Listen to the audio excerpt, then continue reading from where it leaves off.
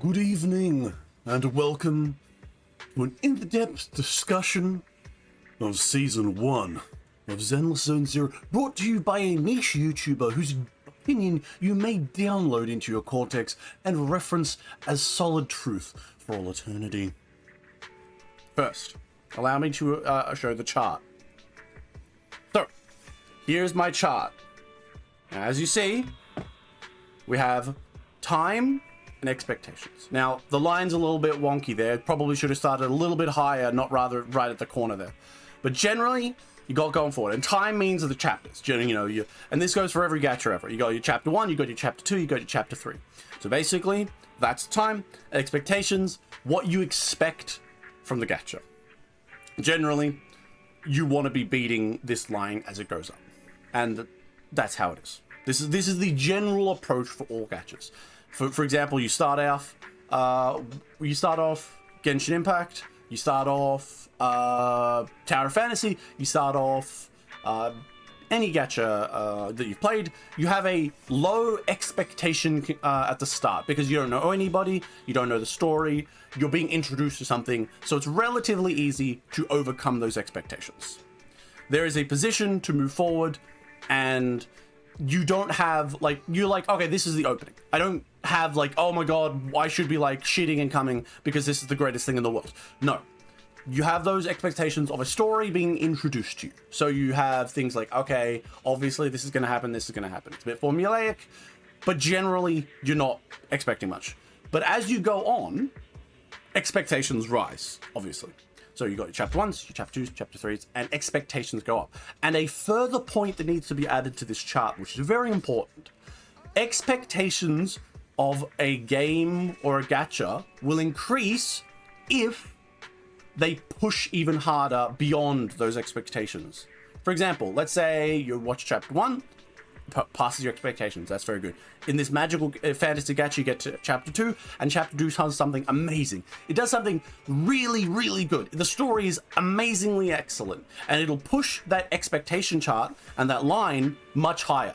And the expectations for the next chapter will consequently be much higher. So that's just how it is. So there's no spike and down for expectations that you need to beat. Generally, your expectations are built by you playing the game.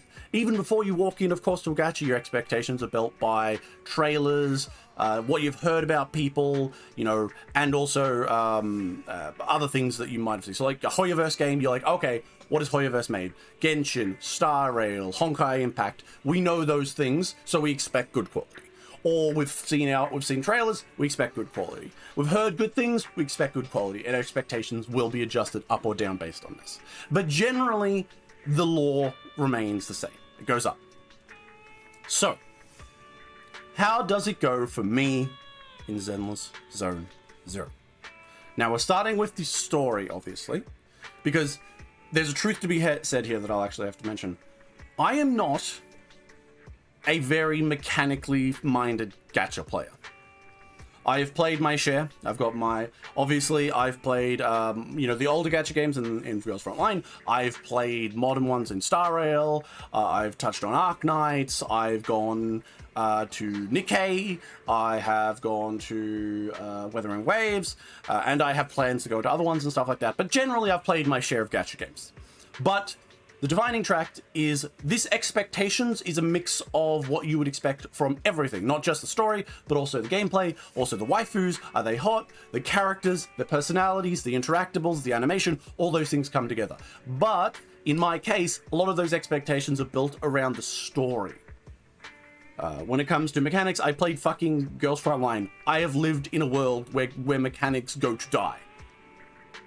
Let me just have a look at the chat here while I continue the oh yeah, your waifus, very good, very good. Good choices, good choices. Hope is also a cutie that totally needs to get pegged. Well, I'll let you do your best for that. Now, so, knowing that I am a gacha fiend for story, Zenless is not what I usually go for, because everyone knows that when it comes to a gacha story, the detective, wow, what do you like? What do you mean there's no crying anime girls in the first 10 minutes? How did you enjoy it? Ha ha ha. Well, that's actually true. I do enjoy myself a bit of suffering. I feel like it builds character. That said, I don't need it all the time. So I'm not building this on a scale of whether or not there was death and destruction, but I'm building it on how it affected me in a story way and whether or not it all logically flowed and whether I enjoyed it. So let's bring up my second chart. Wait, where's my notes? Notes? Give me a second. I'm so unprepared. Oh, there it is. Okay, here's my notes. Give me a second. So, this is my notes. Let me zoom in a little bit. So, here's Zenless's story as it exists. This is half a spoiler, I suppose, but I generally kept it quite simple. So, chapter 1, you meet Nicole, she's the money grubber, and her and the gang fight the Vision Corporation. So, that's chapter 1, generally.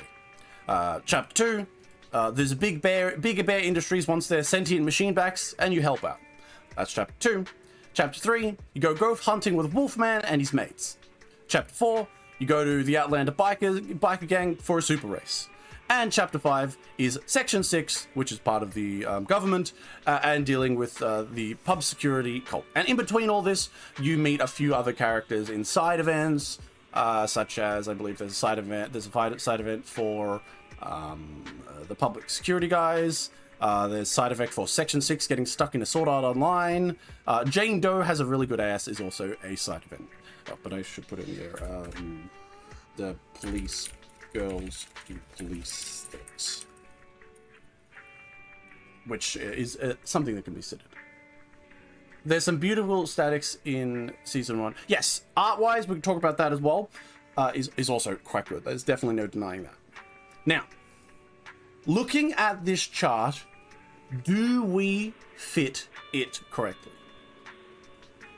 Mostly yes.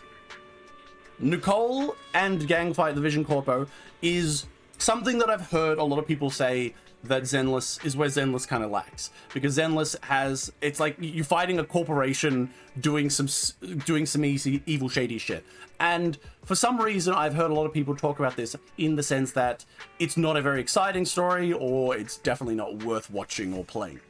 This is complete cope. Chapter 1 has a small scale and it focuses on introducing your characters, and it's totally fine. In fact, it's more than fine.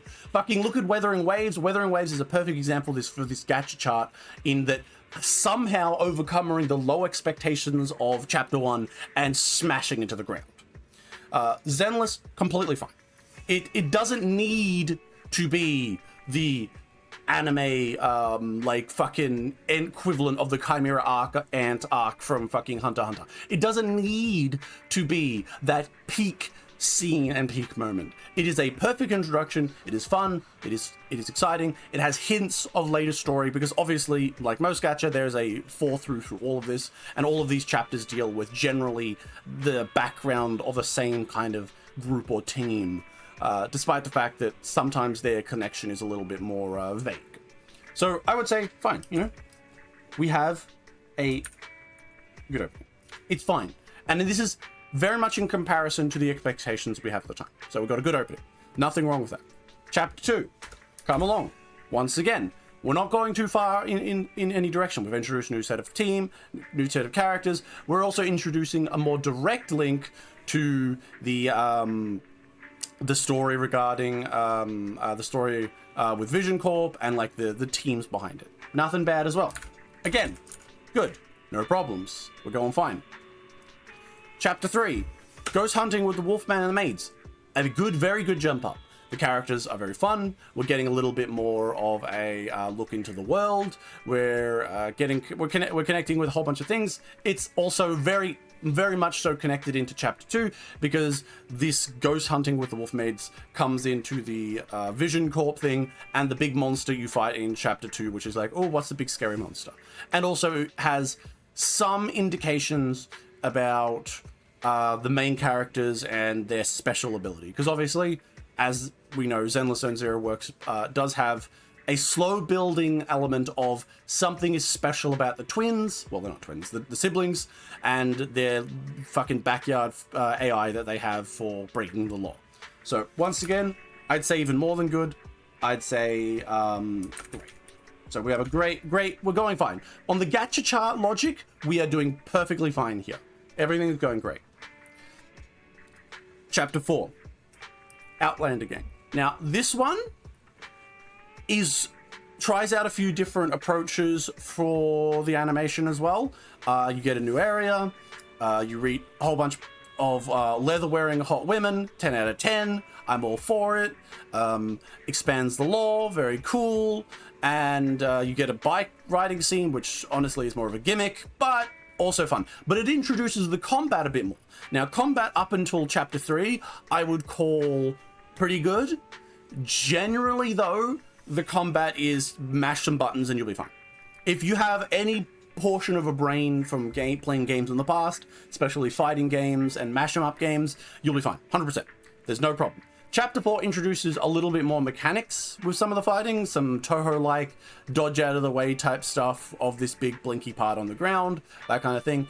And while it didn't make me squeeze my brain for an actual logical victory, it did actually kind of get me thinking a bit more. So, you know, not bad, not bad. And also the interactions with the characters were getting even better. Throughout 1 to 4, in fact, I would say they were doing a really, really good job of one of the key things that I've come to love in this game. The siblings. Between Wise and Rin, or Akira... Oh, no, sorry. That's because I'm using the Japanese thing. But between Wise and Bell, great. Or Akira and Rin if you're playing the Japanese one. I don't know why they changed that. It doesn't seem like a big change. Anyway, point being, wonderful build-up. And I would probably... And particularly at the end of Chapter 4... which leads into Chapter 5, I think they do a bit of a reveal about the twins and their backstory and their history in regards to the world that we're in. And while it's not we are the grand overtakers of, like, you know, fucking Zenless, I'm like a fucking Star Rail, I'm literally a god type shit, or what, that's Weathering Wave, sorry, all those kinds of things. But it gives us the backstory and drive of why these two are so connected together, and furthermore, why the siblings are, you know, what their goal is. They're trying to discover something, which is in reference to their teacher being blamed for like a large event that went down and destroyed the city in the past, or a large part of the city in the past, but they don't believe it, and they desperately became proxies because they want to get into this big hollow to discover the truth. So that's where we're headed. But we really built up to this. This is the kind of thing and the kind of reveal that would usually be in a Chapter 1 part of a gacha that was trying to rush forward. But because Zenless isn't trying to rush forward, we ended up with it in Chapter 4, and I think the people complaining about that are idiots. It's very good, and I would consider Chapter 4, I would say a good, but towards great chapter, like an in-between chapter of like between 3 and 2 and 3. And I say that purely because it was a good chapter to start with, and then it ends really strong. But generally, is no problem. All these ones are going great. We're going really good, really good so far. Oh, I forgot to put in a key thing here, which I will get to in a second. But then we got Chapter 5. Now, Chapter 5 introduces Section 6, and all of our characters before get either referenced or brought in a little bit because this is the ending of Season 1. So we're all built up to this thing, and something that we've referenced throughout the season, which is the public security. Now, which are in after Chapter 2 and after Chapter 1, we have there's a big court case going on regarding Vision, but we've been shown that Vision was dealing with someone behind them. We don't know who they are. But but slowly throughout the time, we've been shown that they have a lot of influence, and they're trying to kill off Vision's corpo to hide their stuff. They want to steal a bunch of stuff related to the Hollow. Generally, your standard big bad with big plans hiding in the background kind of deal, right? But Chapter 5, those guys are revealed that they've got a mole inside public security, or PubSec. And we're dealing with them, and we revealed to them being a cult. They are a cult of people who, from what I understand, basically think that humanity should totally live in the Hollows, and we got to learn to become one with them. Also, there appears to be some sort of great older one who lives within the Hollows that they all kind of subscribe to as their true super god. This is an existing cult that's known within the lore. It's just that this one had dug particularly deep and got its fangs in. And the whole section deals with Section 6, the long-eared girl that everyone really likes because she's cute, and her overcoming elements that they try to push on her because her sword has some dark stuff going on and whatnot. But the details don't matter. But generally, it's peak.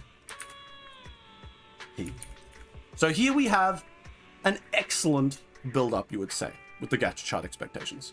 We have just gone good, great, great, in that it hasn't really, because it was great, but it wasn't crazy amazing. It didn't like suddenly do something that shocked me away in chapter 3. It was just a really solid improvement over the last one. And then the next one was still really pretty good, still within the gacha logic of the chart here. The expectations were still being hit properly. And then chapter 5 pushes us even further, which is natural, and what a great arc of the story. However, this is the part where we get into a problem. The epi, or the epilogue. So, this part is a final chapter that's not called a chapter, but it's a part where they deal with, you might have seen her, the vampire lady, vampire purple, who wants to do lewd things with the proxy, because more or less that's accurate. / singing lady. So those are the main 2 points with that. The vampire lady deals with a heist and a kind of political / corporate espionage thing, along with some elements of like corruption within the city, as we deal with the purple vampire lady, and then there's the singing lady, and both of these are short-ish, but more or less their own chapters, but they're not called chapters for some fucking reason. Now, here's the problem.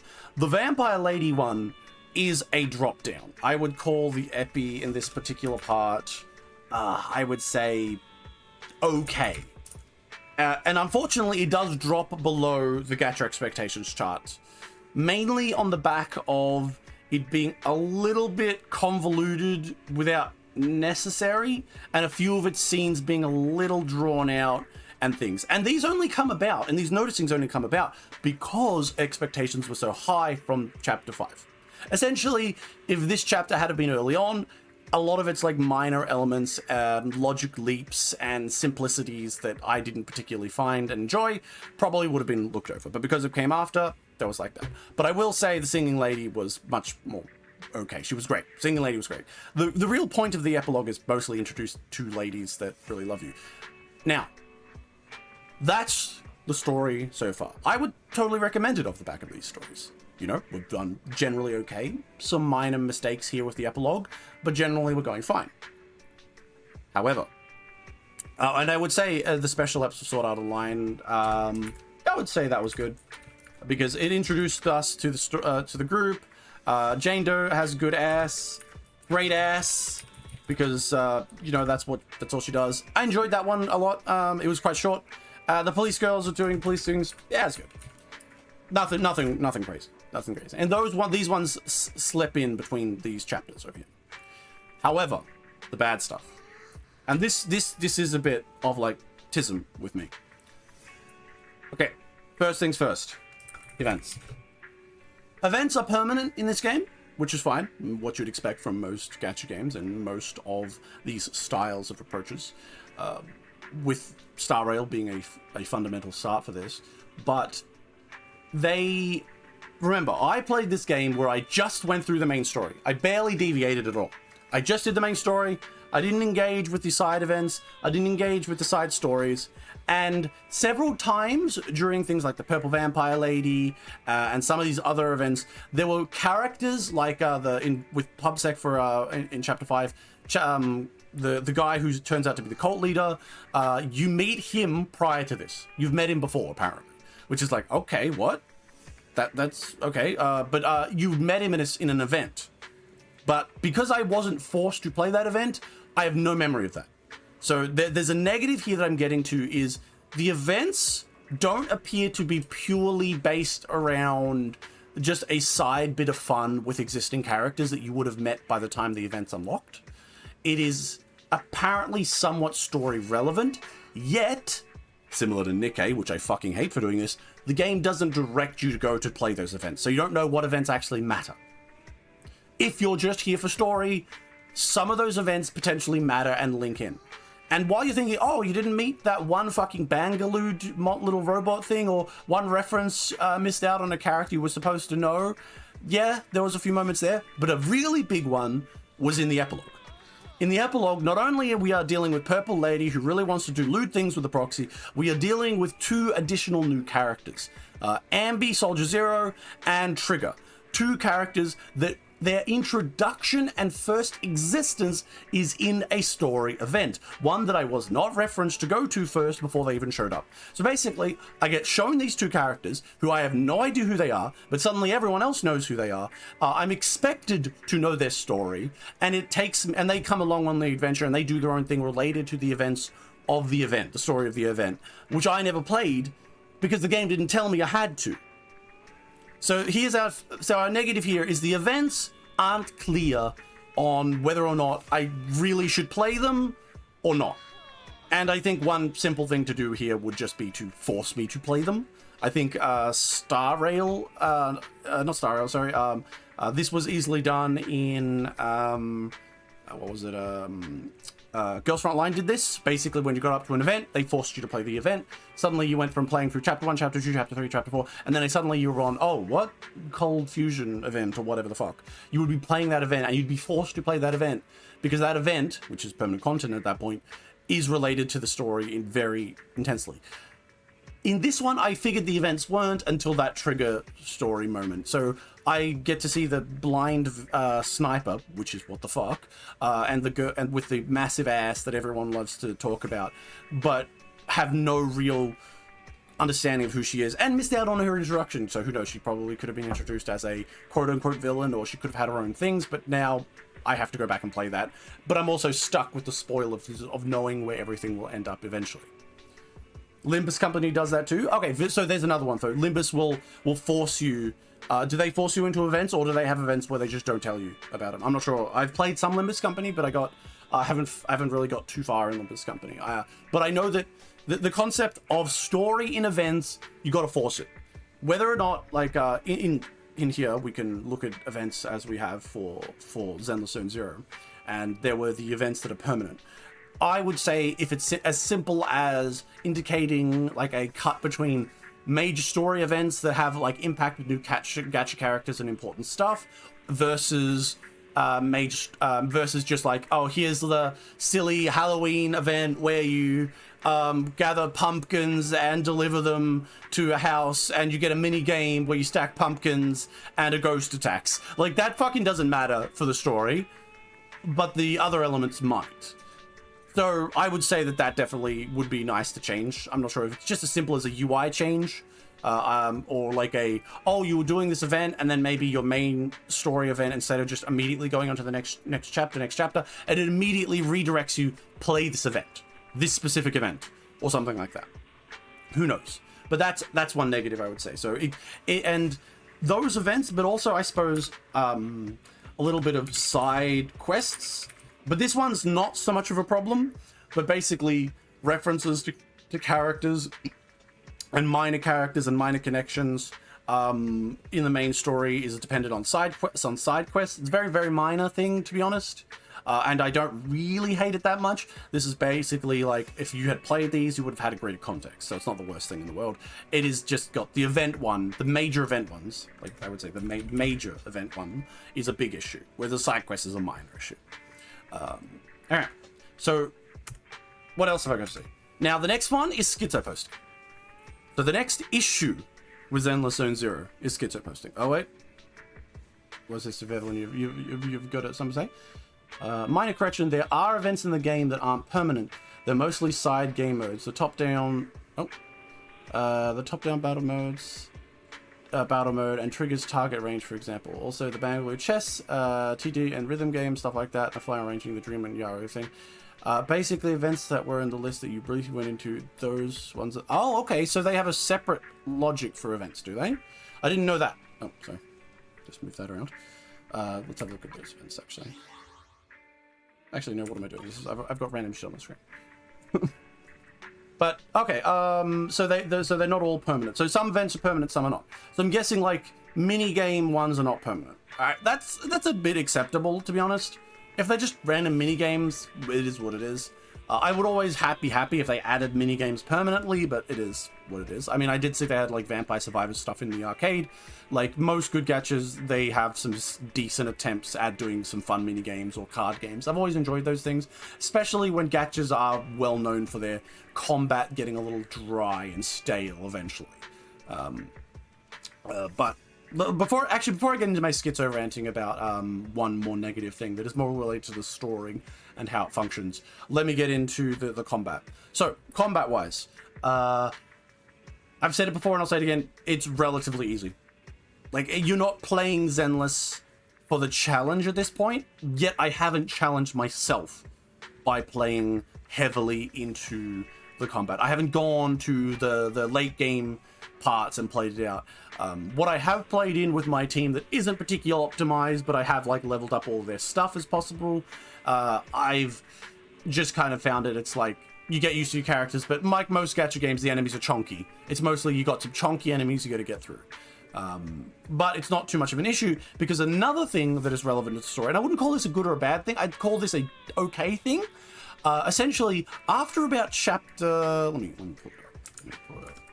After about chapter, I'd say 2, close to chapter 3, the character, you stop having the option to bring your own teams in. It just immediately drops you into these stories with a pre-made team, with the occasional addition that you can add in, usually for side content. Like, for example, I did like one side content for the Shark Girl because I thought she was cute. They allow you to bring in other characters. But for the most part, campaigns force you to take the characters you're given, which is actually a good thing on top of being a bad thing. If you're just trying to rush through the campaign elements with your overpowered teams that you've built up, for example, I don't know, you could potentially do this, not that you would, but you might go through the story and maximize, you might not even touch the story, you might maximize your teams and over level to hell, go back and play, and then immediately start burning through all of the combat, which is a problem because the combat also has story that plays out in it, and like characters talking to each other and stuff like that, and and you'll also miss out on the spectacle of some of the combat.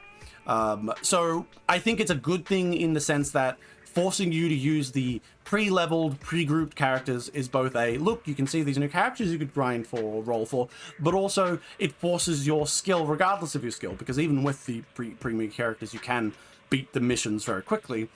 You'll still probably get most of the story, most of the back and forth between characters, and most of the elements that you should be getting that are relevant to how you should feel from the story. That's not a terrible thing, and they kind of came to that decision around chapter 3. In the first 2 chapters, it was mostly, do whatever you want. You could just take your trial characters or not. But I do think the limiting of us to certain characters they give us during the story does lend itself to designing the fights in a much more even way and a fun way, because I'm forced into new characters and I'm also forced to actually think because of the level thing, and they don't make it so chonky based in these campaign fights. I still felt like I was doing a decent amount of damage. It was mostly me just dodging effects, especially with bosses and things like that. So it's not the worst in the world. The combat though is very, I think it's, in a general sense, outside the campaign, I would call the combat very arcadey, very mashy. Is it bad? No. I've played bad fucking combat in gacha games. It's no Weathering Waves, which, despite all of the bad things I will say about Weathering Waves, holy shit, Chapter 1 was a disgrace to fucking story writing. That said, Weathering Waves has an impressive combat, and I think anyone who's have half brain and has seen Weathering Waves and played Weathering Waves knows that the combat in Weathering Waves is probably some of the peak gacha combat of that style of open world that there is. While this is an open world, combat wise, it's decent, but you're not gonna write home about it. It's mostly here for spectacle. So you want to see your cute girl do a cool move, you want to see the wipeout thing zoom in on her like doing something awesome with a giant sword. That's awesome. So it's spectacle and button mashing, but it's not difficult. Like, I didn't pay attention. I would skip over many of the tutorials when I got to some of the new characters. When I don't give a fuck, I'll just smash them. And it was as easy as hit, use special, use your invisibility frame, dodge, and you'll be fine. It's not a hard combat. It's not a hard combat. So back to my schizo posting. So this is the one part that will schizo post, that I will schizo post a bit much about. The main two characters. So unlike in other gacha games such as Weathering Waves, such as Genshin Impact, such as Star Rail, and those groupings do have a little change variation between themselves, and also unlike especially the start of Girls Frontline, although Girls Frontline definitely changes up its elements later, Zenless Zone Zero's two choosable characters, playable characters, have their own history and past already established, but on top of that, their own personalities established. They are different from one another, and playing them plays out some dialogue and how they react and respond to things differently, including in the cutscenes and in the story as it progresses. Now, chapters 1 to 4 more or less play out with the twins, while the main character you choose gets involved more, like they're the ones who go to meet someone or something like that, or they're the ones controlling the little bang baloo thing that is going into the hollows with the other characters and stuff. For the most part, it focuses on the other characters who are involved, like the new girls, the new guys, the new characters in the gacha and their story. It focuses on them and us helping out or associating with them as the two siblings, with the sibling you chose having a bit more interaction and a bit more focus and a bit more walking to see these people and whatnot. But generally, your sibling is still there, and you feel like you're a team duo. Chapter 5, that's still good as well. Sorry, it was Chapter 5. Sorry, not just from Chapter 4, but Chapter 5, that's all good. That's all good. All of that is good. Now, in the epilogue, not with the singing lady, but specifically with the vampire purple lady, where the trigger event came in as well, which completely threw me for a loop, introducing characters and story that I am supposedly supposed to know, but don't. Specifically, they introduce elements of the story that make it so the main characters, the two siblings, they can because before this, just for a small lore dump, they're dealing with the fact that they can, their major thing is that they can wirelessly connect to a little robot and inhabit the robot using ocular implants and like brain implants that are very good, beyond the limit of a normal proxy, because usually a normal proxy will go into the hollow and lead someone around like, hey, I'm a little fucking tour guide, but they do it from outside because they're so good at it, but they can't go in because while they are very good at this proxying business, they have a very poor resistance to ether, which is the element inside there, which is basically the equivalent of super radiation, which going in there, you shouldn't stay for long, otherwise you're going to start growing an extra head. And they're very weak to it. And that does result in a lot of good story, particularly in Chapter 4, where you almost fucking die because you went in there for too long and you have like a heart attack. It's actually really good. I liked it. It really built up some of the elements. But or was that maybe in Chapter 5? Either way, in the epilogue, they introduce an element where a character basically goes, I'm going to upgrade your shit. They upgrade your shit.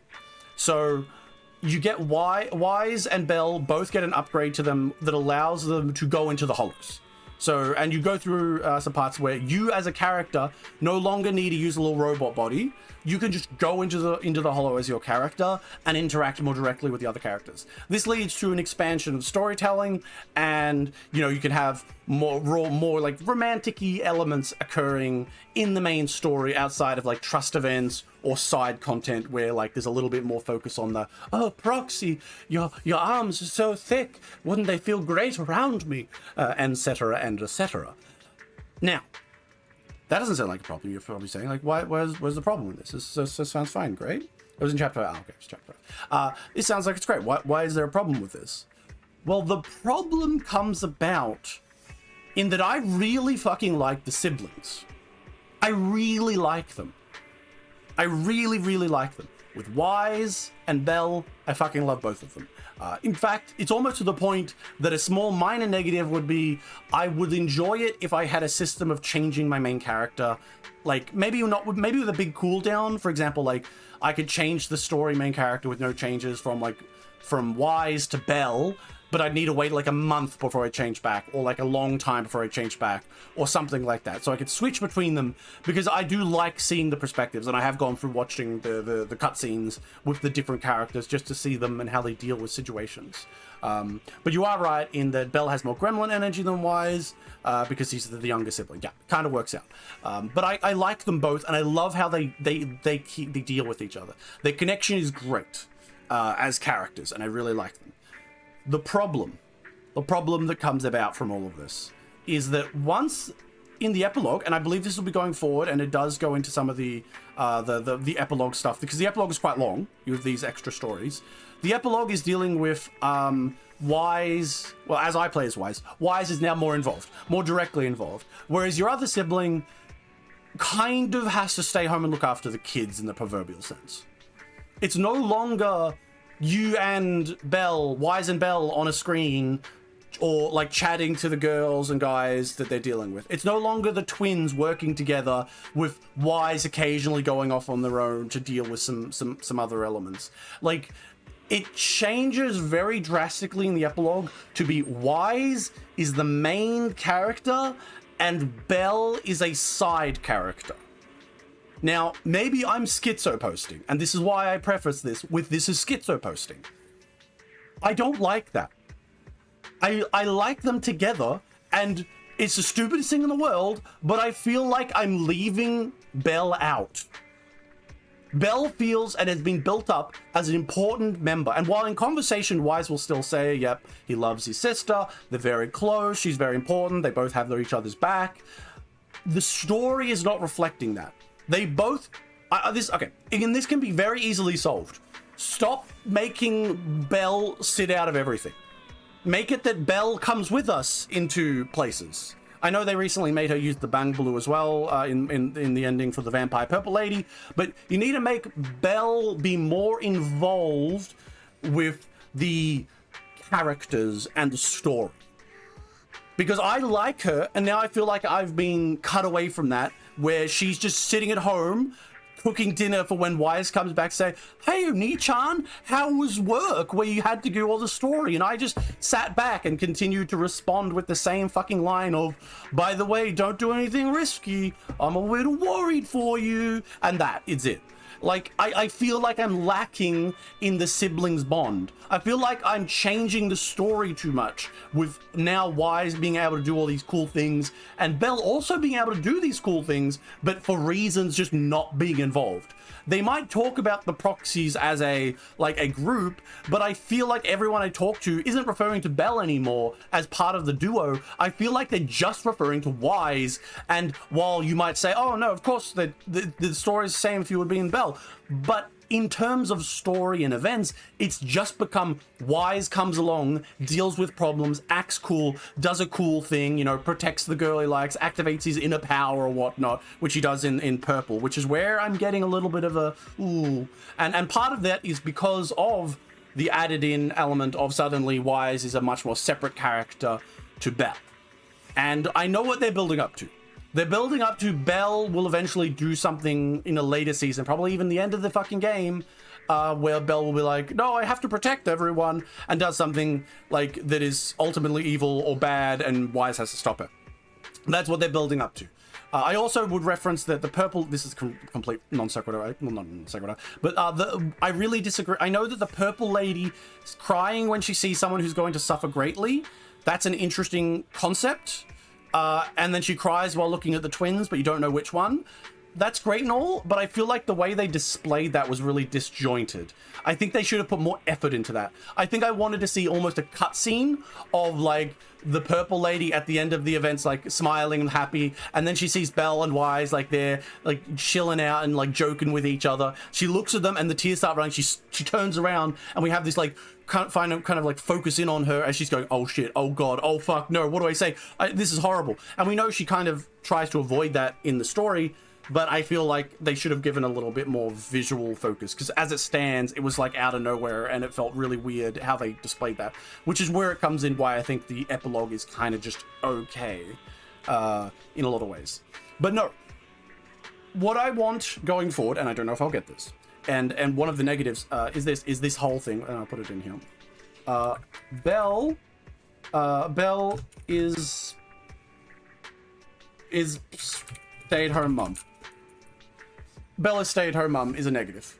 I want her to be like, yeah, Okairusai oni-chan gohan suru ofuro suru totemo watashi. Yeah, pretty much. Well, I mean, in a truly based world, that would be the truth. But don't worry for anyone who's sitting there going, no, Belle's getting with all the characters in the game. No, Wise is getting with all the characters in the game.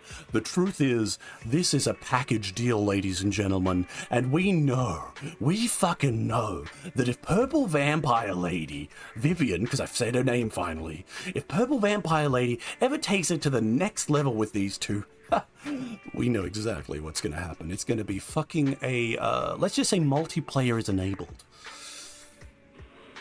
And I will hear no arguments against this. That is the truth of the matter. I was a little shocked by the Purple Vampire Lady because I had heard that there was a romantic difference between how Wise and Belle are responded to, like with the boys being more interested in Belle and girls being more interested in Wise. But really, Vampire Lady's like fucking free-for-all. She's like, man, you're a girl, you're a guy, I'm gonna hit, because I watched the trailers. And I'm fine with that. I've said it before and I'll say it again.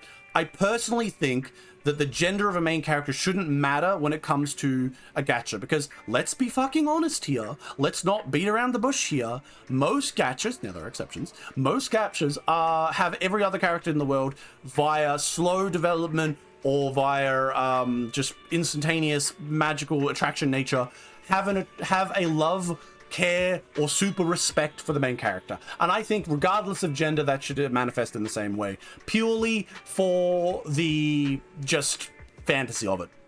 It's a wish fulfillment fantasy. Just let it do whatever. In my mind, everyone's like I see a lot of the arguments about, oh my god, they're totally lesbians, these two characters. No, everyone's bisexual depending on who the main character plays. At least that's how I feel it should be. Purely because I've accepted gacha for what it is, and it's wish fulfillment. It's wish fulfillment. There's a high level of wish fulfillment here, and this presentation is really good, man. Oh, thank you. I know this is kind of like scuff as fuck, but this is where I'm going. Now, having gone through that, in general, is Zenless good? Yes.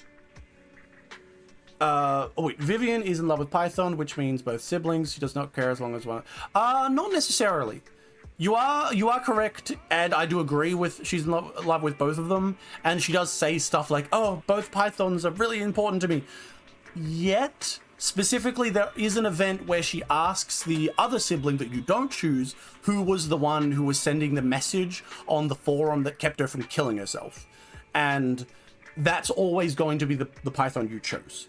So regardless of circumstance, you will always be the better Python for her. It's more like she'll have a three-way, but we all know where she's gonna go first. You know, okay,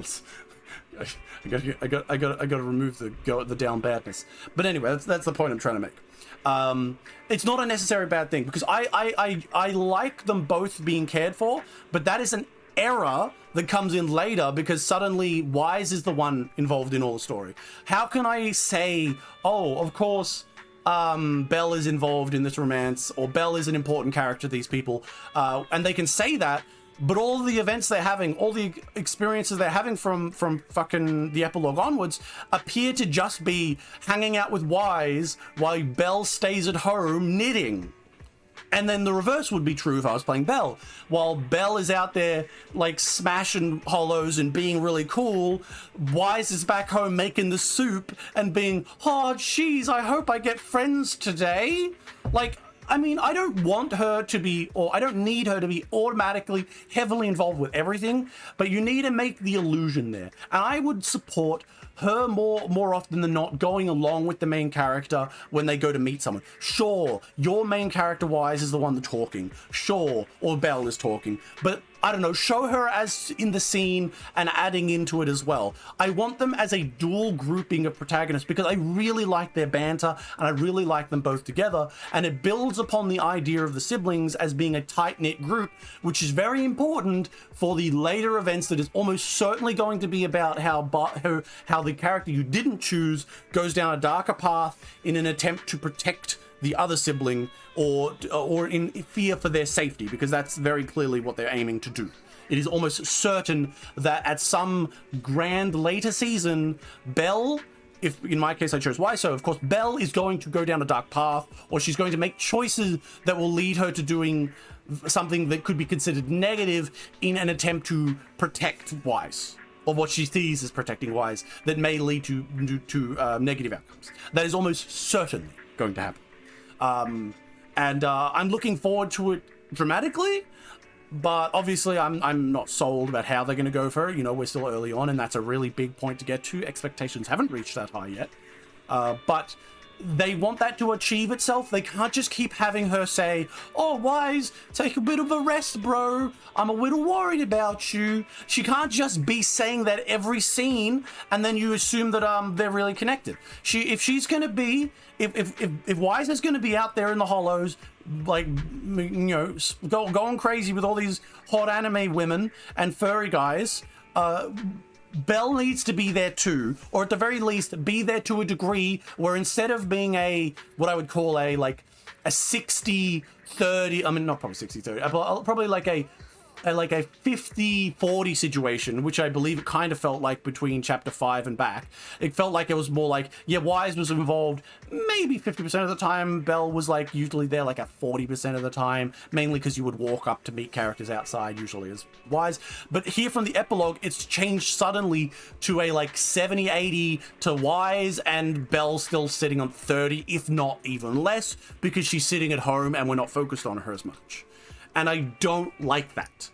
I don't like that separation. It might be purposeful to build up the idea that they're separated and the fear is growing inside this other sibling, but generally I don't like it because I feel like I'm losing something I really enjoyed and was a key element in this gacha. Most other gachas don't have side characters or characters that are really serious, so it's a big element that I think is being lost as keeping Belle as a stay-at-home mom. You know, it's an element that is my schizo post, but it is something to be talked about. Sorry, coffee. Oh, something else you missed about the epilogue. Its purpose is also to fuel Hugo X like and ship fix, because holy fuck, the amount of sexual between. Ah, yeah. Maybe. Okay, I know I'm not a shipping fanatic. But I see where you're coming from, but I almost feel that's an unavoidable fact. I know a lot of Fujo girls. I know how those Fujo brains work. Their brains go like this. Oh my god, two men were talking to each other. They're totally fucking. That is what Fujo girls' brains go with a little bit too much. And that's the same for, like, you know, the people who are into like any ship given, like two people with a strong connection and a strong history. Suddenly there is a like, oh my god, look at these two fighting. This is so intense. You know, Naruto, two fucking characters not getting along fighting. Very, very, very intense fight between them. Along comes smashing through the door this random fan who's like, Naruto and Sasuke are fucking. That's how it goes almost every time. Nice new sock outfit. Thank you. I thought it was very nice to try the Duma sock. I put so much effort into it. Who needs $10,000 for your own model? I make them home. But yes, you are right in that there's a lot of ship fix, but I think that's an unavoidable fact. Two characters with a strong past and strong history, they're going to end up like that. Although I do not like one element of Hugo X Lycan, well, not X Lycan, but Hugo and Lycan's story. Lycan goes against Hugo because he thinks he killed his family, whereas the truth is he didn't kill his family. And I know the idea is that the concept of Hugo going too far and killing people, and then crossing the line from I'm just killing the bad people that will kill more people, and crossing into the I just need power to do things and I can save everyone with too much power. You know, the true villain approach. I feel like we should have seen Hugo kill actual people instead of just imply it a bit more, because later on we find out that Hugo didn't kill his family, he just accepted being blamed for it at the time. Whereas I really, especially because he was going to do it anyway, so he just kind of accepted it. I really do think we should have seen Hugo killing maybe some raiders, or show it more clearly rather than just Hugo being told, don't kill him or I'll get angry at you. He should have been shown to have embraced that side of himself, because as it stood, there's a line of thinking that you can pretend that Hugo never kills anyone and he just like blusters which I don't really like. I think I prefer the idea that he is a little bit more like ready and violent and has a difficulty with that. So maybe we should have been a little bit more on that. I don't know if they did that to avoid censors or there was an element of like, oh, someone in the fucking writing room said, who is going to like our new character if he kills children or he's killed people before? The proxy working with morally dubious should not be off the table. Yes, 100%. The proxy definitely falls on the better side of the law. I mean, this point at the end of fucking chapter, the end of the epilogue, everyone knows who you are. The upper section of pub security, the upper section of section 6, like, and a whole bunch of others who are various levels of criminality with the cunning hairs and stuff. They all know who you are at this point. Like, Python is most certainly not hidden anymore. But I do agree that I like the idea of the twins being involved in some morally dubious characters for a variety of good reasons. One negative thing is Jane Doe, as much as she's hot, I'm almost sad that that she turns out to just be like an insider for the police.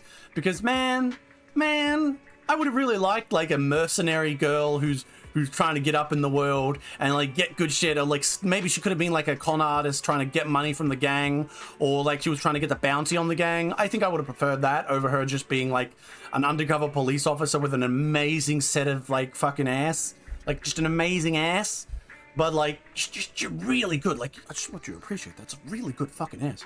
But anyway, the point being, I think there are some elements definitely, and I do think Hugo could have been done better, which is why, and it comes into why the epi is only okay for me, and it's probably it's not bad, it's just okay. And throughout the epi, I noticed a lot of things with Hugo, with Lycan, with how the story was told, with visuals. I noticed a lot of things that could have been improved, and that's where we were. I was noticing that they could have improved it and that they haven't. And that's happened in Star Rail as well, because Star Rail has the same problem. Because this list here, this gacha chart here of expectations, here's a big problem that comes into it. Later on in a story for a gacha chart of expectations, they can no longer give me a chapter 2 or a chapter 3. They need to consistently give me chapter 5s or chapter 6s in terms of quality, because I'm expecting that level of writing from them. So an example of this being a big fucking like negative, Genshin Impact. Genshin Impact, well-known gacha, obviously biggest gacha in the world, fucking started off the trend of gachas more or less, in a major open world. We can do more than just be a fucking number go up simulator. And they had a very rocky position with some of their stories. You got your first story in the first city, which is, your introduction. Again, low expectations, so it's still good. You got the second story, which is okay, but relatively low expectations, still pretty good. And you keep going. But eventually you get to a whole new country in the Japanese variant country with the girl who pulls the sword out of her boobs. The big problem with girl pulling her sword out of her boobs area is the story took a massive dive, and at the time it's well known that some of the writers quit and were fired, or there was like a bit of a schism inside Hoyoverse at the time. But the storyline for that area, the major storyline, was absolute garbage. And I mean that, like, we're talking like a level 1 story, like chapter 1 or like Weathering Waves level chapter 1 story. And it was so bad that all of the goodwill that I'd built up playing Genshin Impact almost got me to quit the game. And eventually I did quit the game, although to a later degree and for different reasons. But the truth of the matter is that a bad story at a later part is very, very poor.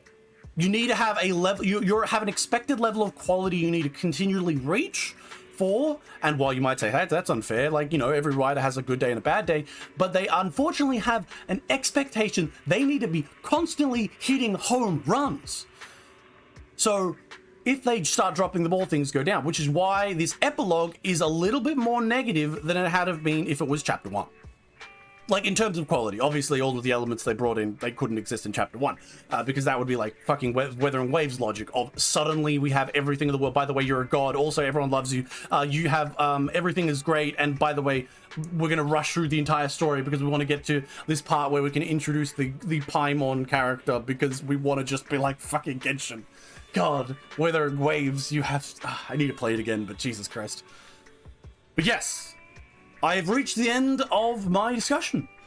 Is there any questions from the class about what I've discussed? Any questions about how I've approached this, how I feel about it? You think I'm going to like Season 2 then? Well, hopefully I will. I will play it from now on. I'm going to continue actually here. Right after this, we'll play some of Season 2, or at least finish off Season 1 and continue on to the next one. Good stuff, man. Oh, thank you. Will I make a video on this is something that someone might be thinking. Maybe. I think that, to be fair to it, I haven't gone too deep into all of its combat or its events, so that might be a question for later. But certainly I could see myself making a video on Zenless Zone Zero at a later point. I'm actually currently throwing up in my head an idea of making a video, like a long-form video, that is much more restrained, and less over-the-top editing, more of a visuals go by and I say comedic things with the occasional edit moment, as opposed to the schizophrenic edits that I do right now that take up a lot of my time. I was thinking of doing that for maybe Evangelion or something, where I have a lot of things to say about it. But yeah, so that's my take on Zenless Zone Zero Season 1. I'm not sure, I believe Season 2 is, not sure how close it is to ending for Season 2, but we'll do this again at Season 2, and I'll tell you whether or not this quest major event thing is fixed. I will look into making sure I catch the major events this time, although I don't like it if they force me to. The side quest things a little bit, and whether or not Belle will continue to be a stay-at-home mum. If they... oh, in terms of shipping, I think I didn't talk about this, and I think I should talk about this. And so, addendum here, shipping. It seems like throughout chapter 1, 2, 3, and 4, there really wasn't much shipping. Now, I don't care. I'm okay. Everyone has their positions on shipping. There is the people who are like, hell yeah, I love shipping my characters together, be it characters between other characters, or whether it be the main character between other things. It's fine. There's also the people who are anti-ship, who I don't understand. I really don't understand. I know there's a whole thing about it, like they're like anti-shippers or something. I'm not sure what the fuck is wrong with them. I mean, sure, you're anti-ship, so you get upset when anyone shows randomly makes artwork between two characters. What the fuck is wrong with you? Go back to your hole. Just random bullying, I suppose. But putting aside those schizo posters who are worse than me, who just can't live with the idea of shipping. Definitely in chapter 5 to a degree, but almost definitely chapter 5 specifically with long ears. But chapter epilogue with the vampire purple for certain, and the singing lady, shipping became a much more bigger focus. Antis in general don't make sense to me. Yeah, I think it's just like schizo posters mostly, and not the fun schizo posters, but the negative schizo posters. I'll talk about them in a bit actually, but the romance is definitely coming into things. I originally thought that they made a big difference between male and female with regards to Belle and who would be interested in them, but no, mostly turns out that it's almost the same between them. There might be a handful of lines that are different in terms of some romantic moments or something. And almost I could see them being done purely because of like regional things. Because, for example, there are countries around the world where if you're gay, you get fucking shot in the head. So obviously, if they have a character saying something like, "Oh, I'm getting married to this guy," a guy as like a cover in like a scene that is a little romantic moment, maybe they change it to say "wise" when you're with Belle, playing Belle, purely because if you said fucking Belle in that scene. I don't know, someone in Saudi Arabia or something would be like, excuse me, your game is not fucking being here. You're going to the stoning yard. So maybe that's just an element of that, because almost every other shipping moment has been equal between them. And maybe if I was a bit more of focused on the girls, maybe like even with the fucking, because I know there's a lot of people who really, really dig Belle X any of those men, specifically Lycan, because they're all like, fucking, because women apparently see big fucking Wolfman and go, all right, yeah, destroy my... Okay, I'll leave it at that. But yeah, shipping wise, I'm not against it at all. I think it's fine. Almost every other girl in the thing that you meet before the three, which is Big Ears, a Singing Lady, and Purple, almost every other character, I think their more direct shipping moments are kept to their side content. And I think that's mostly because, which is fine because like, and I respect it. It's not an issue. In fact, I actually quite like it. Chapter 3, Ghost Hunting with the Wolfman and the Maids. I really fucking like the Shark Girl. Holy shit, Shark Girl is cute as fuck. But in the story and even in her side stuff, there is no shipping stuff whatsoever. Like, at most, you go from being a client she doesn't care about to a nice proxy who's not who helps her out a little bit. And I quite appreciate the deal with those two. I'm happy with Hugo X Lycanship. You know, and here's the thing, you're allowed to. I don't think it's like, as much as I like meme on like, and I said it before, like, you know, people just burst into a scene between two characters and immediately say, they fucking, guess what? You're allowed to do that.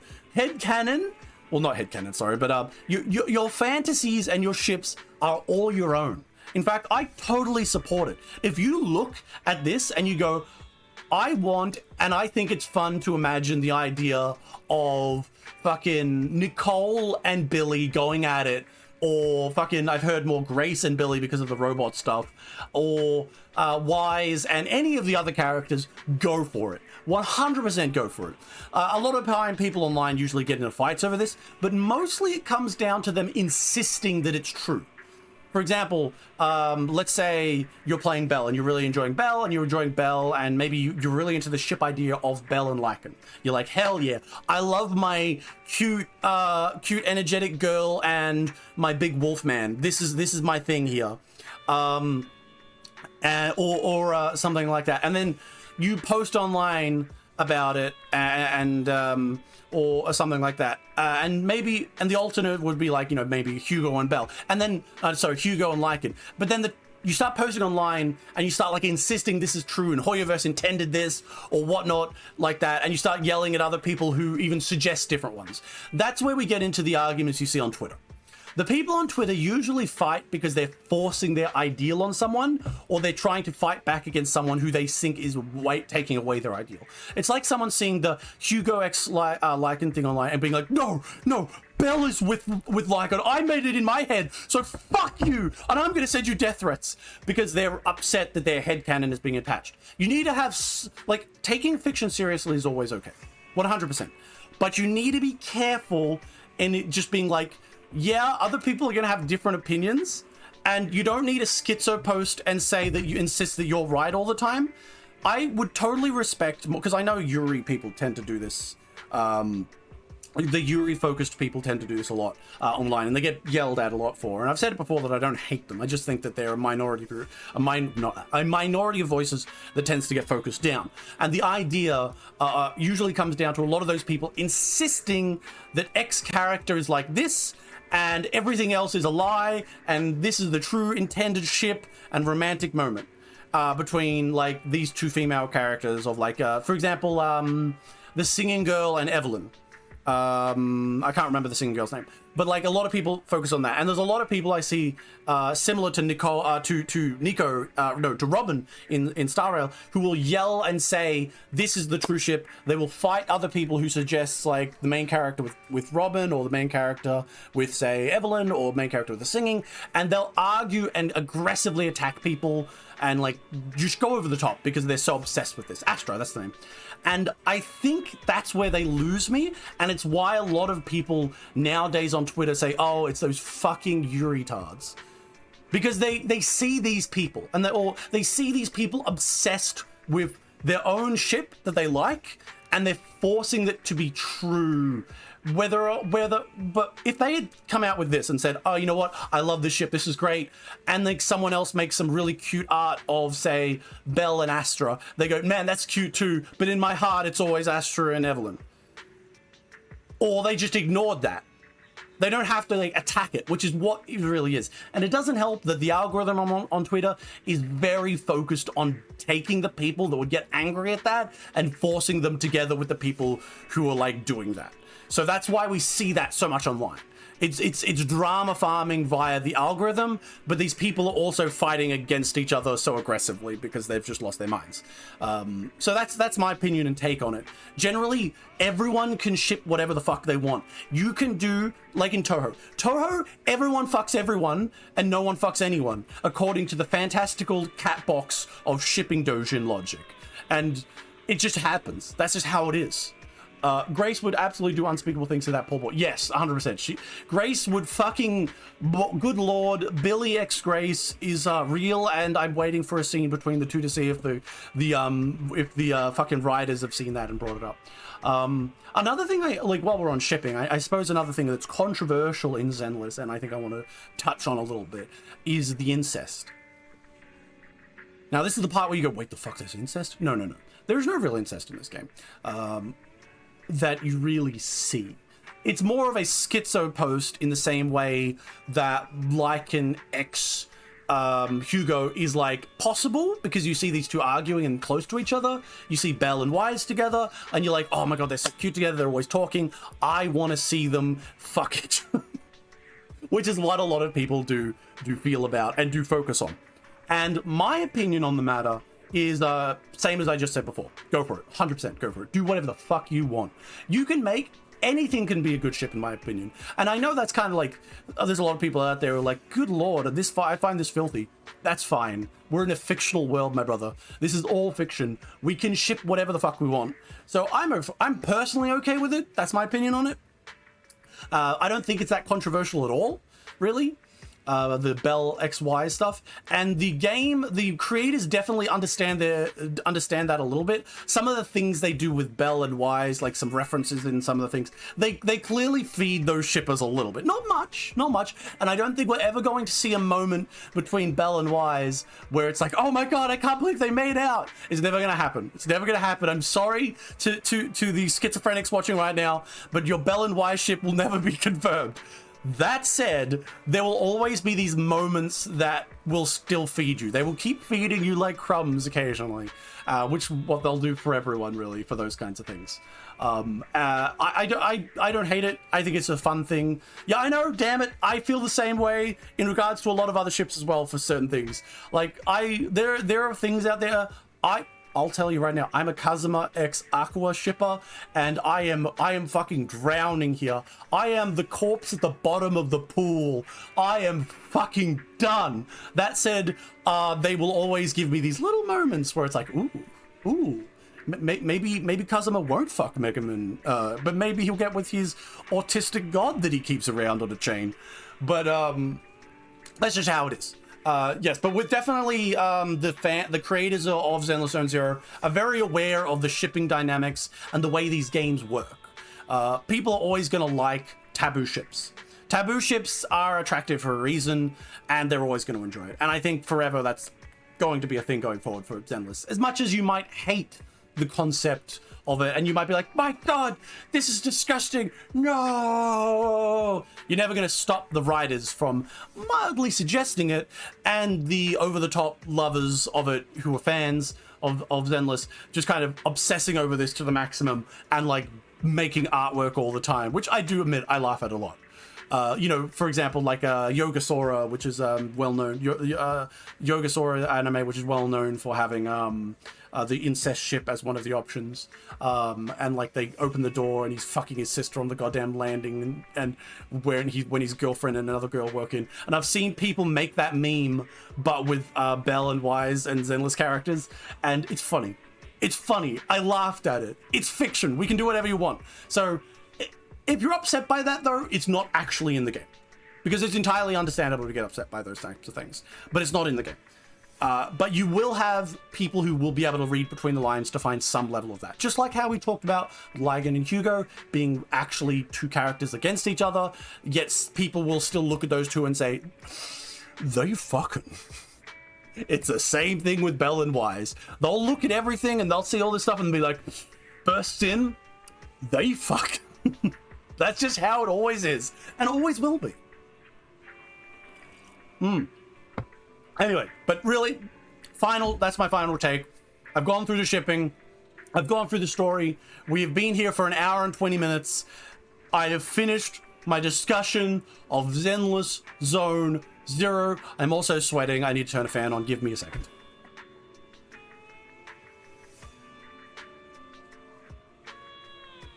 There we go. Ugh. It's too hot in Australia. But yes, solid recommend for Zenless as it is right now. And yeah, I hope you guys enjoyed my little presentation. Maybe I'll do this for other things in the future. I can't do this for Nikkei though, because I'm fairly certain if I showed 3 fucking frames of that game, I'd be banned. It's not as intense as fucking some of the other gacha games, big gacha games like Brown Dust I've seen, where they like that fucking one 2D live skin where she's in that blue ass hugging fucking outfit with the sword and she pulls it and snaps it back. I'm like, good fucking lord, fucking blot my forehead. But Nikkei is still pretty up there. I doubt it would be able to show it on here. But yes, thank you for that. We're actually going to play the game now. I know. So goodbye notes. Goodbye chart. Wait, no, Ropsy. There we go. And now I'm going to play the game. So only an hour and 20 minutes in. I'm just gonna leave Asha. Just leave Asha with me. Is that a character I don't know yet? Is that a character? Because I have no idea who Asha is. Okay, let's go to internet. We're gonna do some. Okay. Take a leisurely walk. We're gonna talk to Belle. Hey, Belle. Oh yes, this is one I've seen. Oh, this is the girl I saw a little bit about. You know her. Oh, that girl. Oh yeah, she's cute. She's like a furry, isn't she? I like her design. Like, I ain't no furry generally, but if I see a hot fucking fur girl with massive titties, I'm calling it. I don't give a fuck. Call me a furry all you want, but I'm gonna throw me to the wolves. I'll come back a father. Yep, she saved me in the holo. And she has massive breasts. This is an important factor. Oh, she's a hare? Okay. Well, I guess that just means she has extra energy, and I should expect a large family. She saved Vivian and me, and we're in the holo. Do you remember what the mayor said before? Should bring Void Hunter a special rank to just aptitude. I hope that... Okay, now if Belle fucking leaves, if this goes about... Therian, they are. Every Therian I've come across has been adorable. I also really like how deep they go on that. It's another random thing, but holy shit. Look at the Therian variants in Genshin Impact. It's so bad. There's just a shitty fucking NPC model with like little ears on it. It's so pathetic compared to the level they go to in Zenless Zone 0. Although there is a good step between with Star Rail. According to her, we have good feng shui. Ooh. We're blessed. Oh my god, that makes sense. Hell yeah. She looked serious. She didn't sound like an empty flattery. If you weren't here when she came earlier, after she wanted to stay and wait, she wanted to take a look around when she was free. If you time now, you should go find her, Wes. Okay, why can't we go together? Damn it! See, this is another one of those moments. Why can't she be with me? Come with me, sister! Okay, that could have been taken in many different ways. I don't care which. Excuse me, I'm talking to the dog! Yay. Oh my god, bones! 3 bones! Hell yeah. Okay, but very important question. Labubu, would you? Oh, the Labubu? She is very cute, but I'd have to learn more about her. I only have her as a character. I have no idea whether I would fuck a... Well, actually, I would not fuck a koala. To be honest, I would not fuck a koala. like those things are retarded. Like, legitimately, unironically. Like, Jesus fucking Christ, I live in Australia. Those things have a smooth as fuck brain. You try and look at those things, they will just sit there and like just die because they're so stupid. It's ridiculous how stupid they are. I'm not sure how they survive as a species outside of just like dumb tourists being like koala.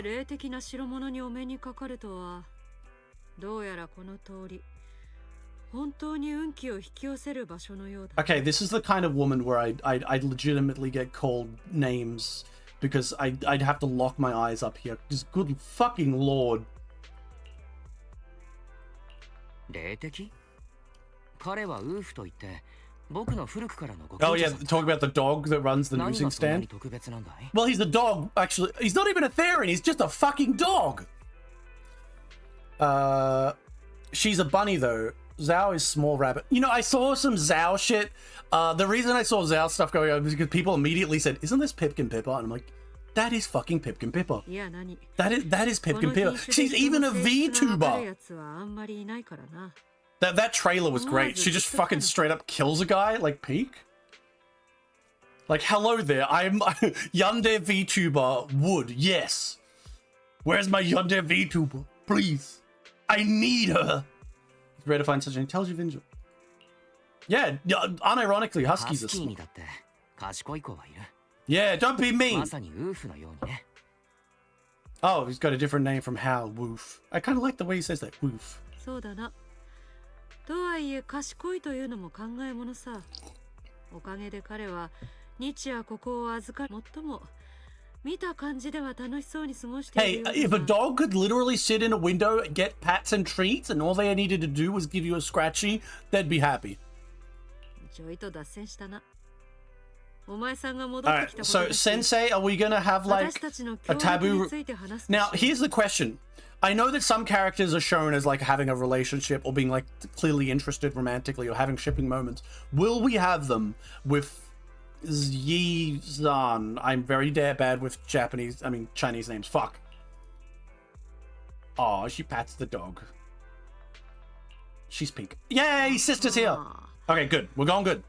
Don't make her suddenly leave, like Belle say, I'm going somewhere else because I really want to like stare at the drywall for 20 minutes. You know that Lucy's balls are all Therans, by the way. Oh, what the fuck, really? Like they're intelligent beings? I thought they were just like, actually no, they're tiny little people, aren't they? I can't fucking remember. It's been a while since I've seen them. Damn it! I was so hungry. I wanted to. Do you reckon if I eat bacon in front of them, they get upset? Hell yeah! She's given us a Chinese spirit logic stuff.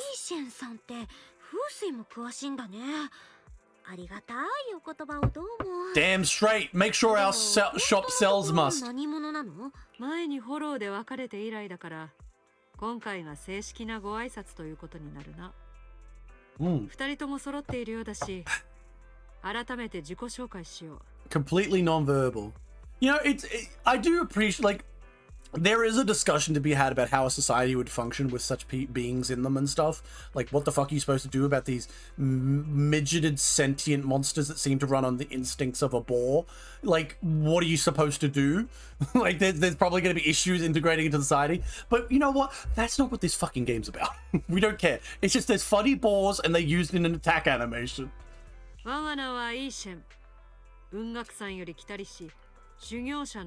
I assume that that's where I'm gonna meet the girl with the horse, big horse tail that everyone's wanting to fuck recently. Which is understandable because, you know, who wouldn't want to fuck a horse? I'm gonna take that. I'm just gonna stop there. Mystic, that, yeah. Shugyosha. 映画に出てくる占いや風水、それに祈祷を介して災いを払いのける人かな。でも Is it a school? Oh, sect. Oh my god! Oh my god! Are we gonna do a fucking sect part? Oh. Are they gonna be like, are we gonna have like a fucking moment where there's like, you have put mud on my face, I need to save my reputation, here's my sword fight, you talk to my jade-like beauty childhood friend, you are courting death! Is that coming? I hope so. Finding the Uberschmeck in Zenless Zone Zero will be quite challenging. She appears in Season 2, Chapter 4 and 5. Yeah, I figured they're around there. Like, they seem to introduce the early characters and then they kind of get into it later. Okay, she's going to teach us... she's going to teach us something. Now we have to go up to the bedroom immediately. Zenless Zone Zero if it was good, damn it! We're gonna learn in the...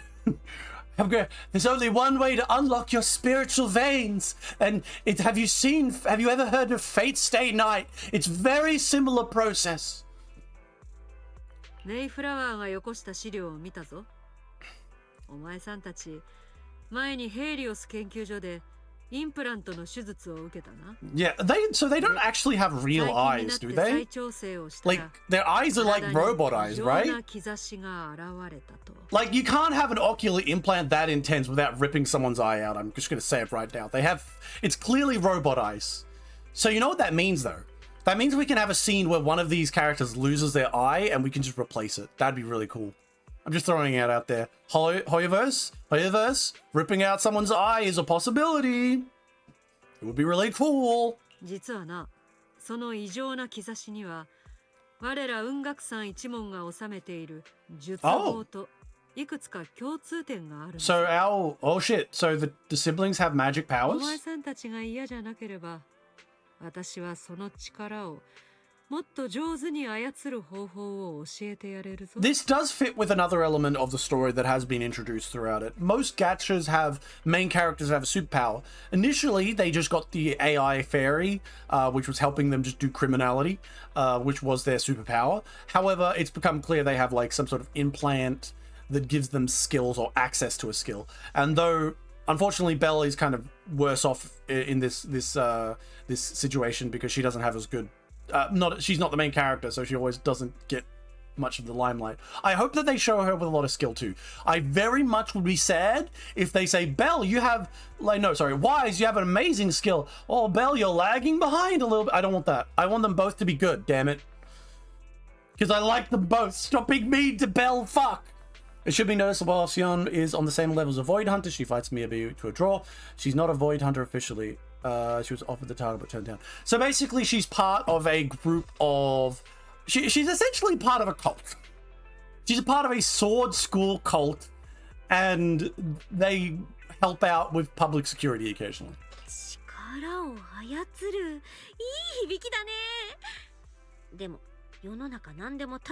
Damn straight, Belle. Nothing's free.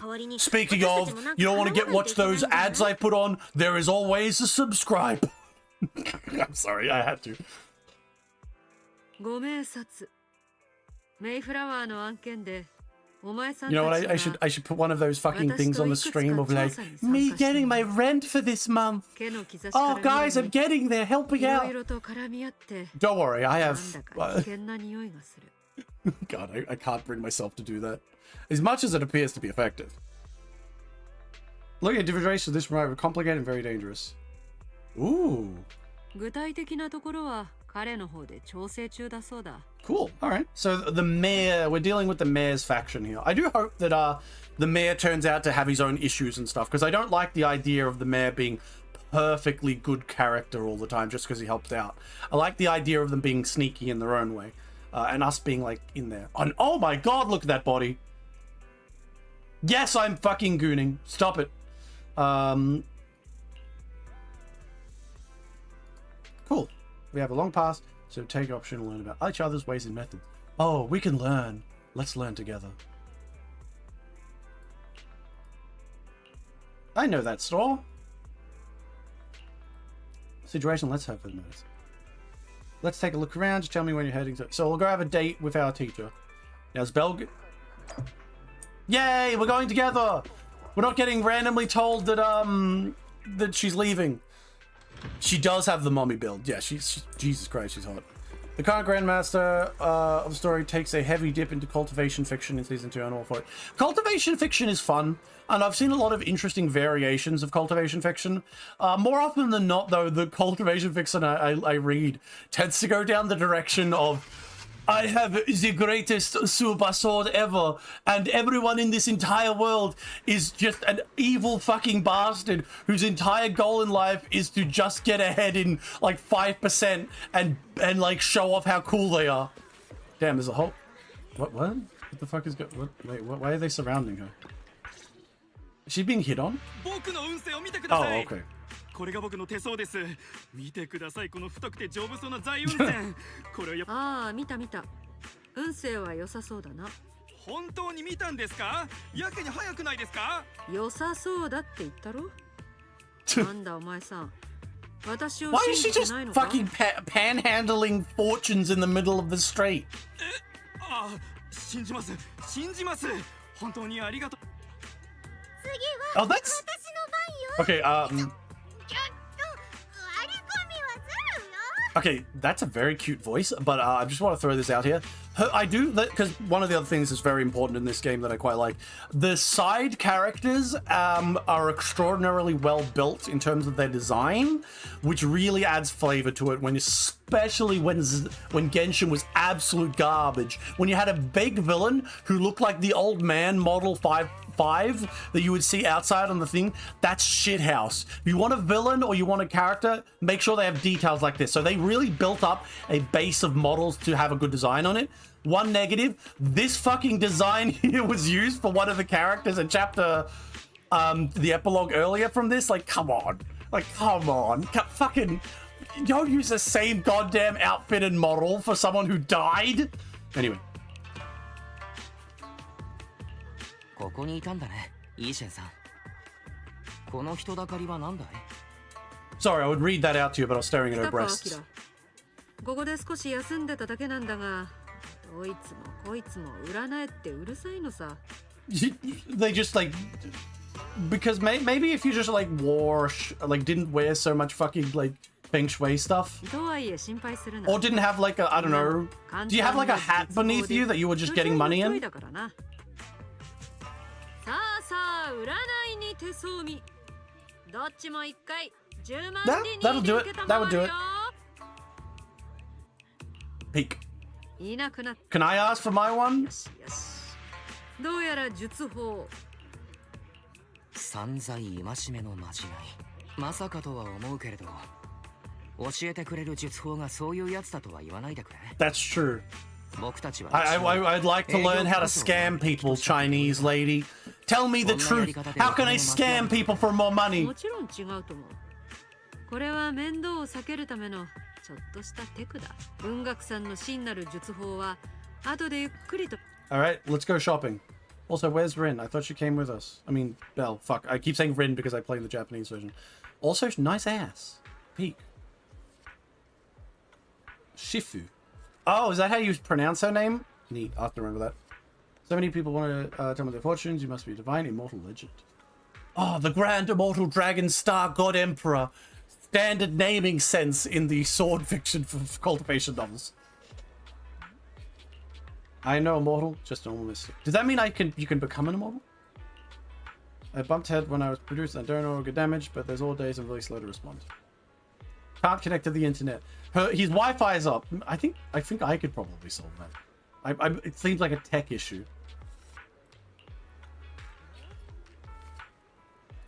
Get scrapped. It refuses to go to repairs. But when it likes watching these movies with immortals, it keeps who catch demons. So it wants to. Are we about to see a fucking cultivation weeb? That is a bangbaloo, or whatever the fuck they're called.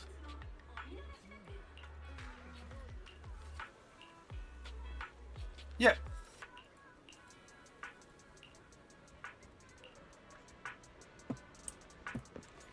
Okay, where is our... over there. Nice outfits. See, look at all the cool different outfits they got. Like, just like cool, like, random outfits for all the people look so different.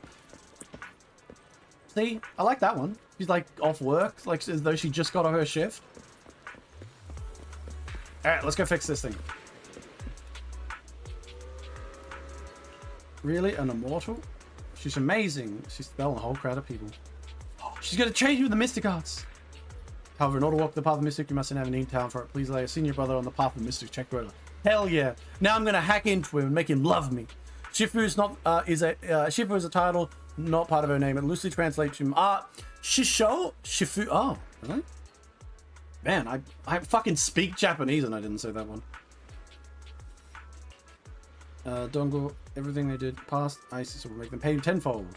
See, that is literally, this is literally a Mystic Arts meme of like, I will give them back tenfold. They will rue the day they courted death by coveting my jade-like beauty childhood friend.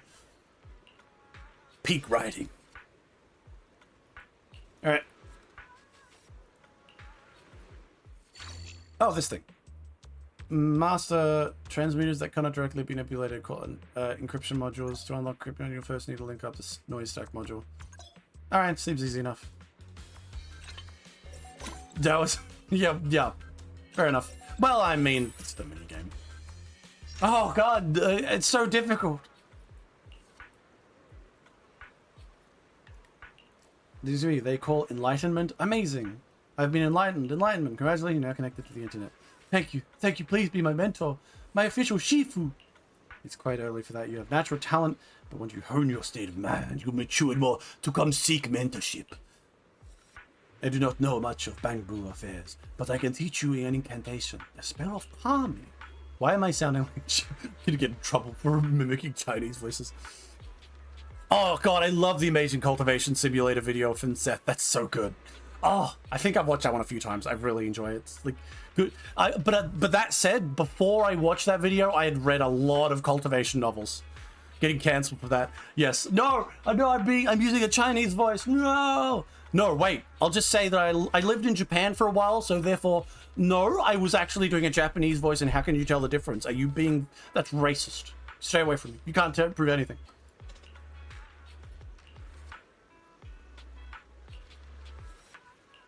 That's amazing. A recite spell. Those bullies don't seem as irritating anymore. Thank you for teaching me a spell of calming. Hell yeah. Go fight and become like the immortal one, Mr. Bangbu, and get like a flying sword, and then like sacrifice a fucking young girl to a bear, which is... Oh god. I've probably told you motherfuckers about this. Oh my god. Minus 1,000 social credit? Fuck you. I'm coming for you, Zone. I'm gonna get you. You can't do that to me. You can't. But I'll tell you about the... in a minute, I'll tell you about it. Okay.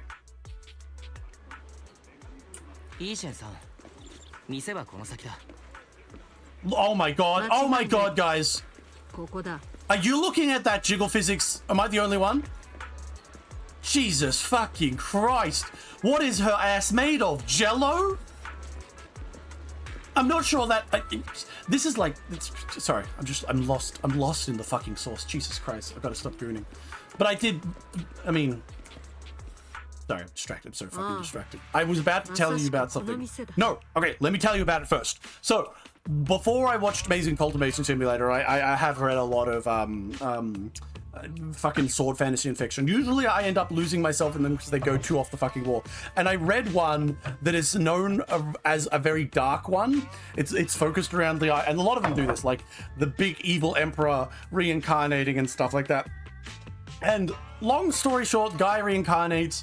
He's like a big evil emperor. He's in his sect and he's just gaining power and whatnot. And this motherfucker, I kid you not, took a girl who was romantically interested in him, and like a youthful young girl who's romantically interested in him, and takes her to a bear that is both a bear that is being starved, and he deliberately gives her like a thing to make her like not able to move, and he then gives her, and then the bear eats her alive from like her like belly upwards, and it's described in excruciating detail.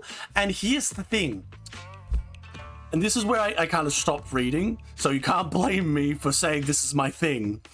I swear to God, the way they describe the bear eating the girl is almost sexual. I'm not fucking kidding. They were describing this bear snapping and ripping into this girl as she was still alive as an almost euphoric experience. And I'm sitting there going, this isn't even barely disguised fetish anymore. This is straight up fetish. And it was around that point that I was like, you know what?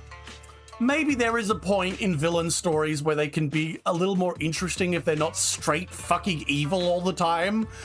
Because, you know, you gotta have some level of interest. If you have a perfect good character who's just boring as fuck, sure. And if you have a perfect evil character who's boring as fuck, similar problem. You need to have some level of shade in there. Jesus fucking Christ. Anyway. I can't remember the name, but I remember it. I put a reference into one of my videos of it. I opened to model in Blender. I think there's 8 bones in her butt. Others have 2 to 4. Really? I'm not shocked because holy shit, I saw that jiggle and I am fucking blown away. God damn. I can see why I see so much Twitter art of her ass. Jesus fucking Christ. Her and Evelyn as well. Evelyn, whatever. Opens the door, knocks in rhythm. Oh my god, we're getting into the secret world of cultivation.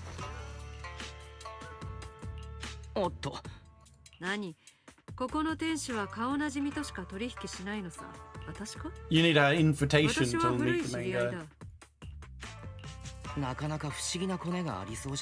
Nah, man. A lot of businesses actually work like that. Specifically for the rich people. If you know the right people, you can get invitations. Just like Epstein's Island. Oh, good lord.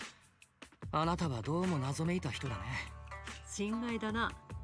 隠し事をしてるわけじゃないぞ。目的は果たしたから。何？まだまださ。Alright, bye bye, sexy lady. Well, this is just the epilogue. I haven't actually started on the next story element. So, yeah. Let's go see my sister. Sister, I want to see you.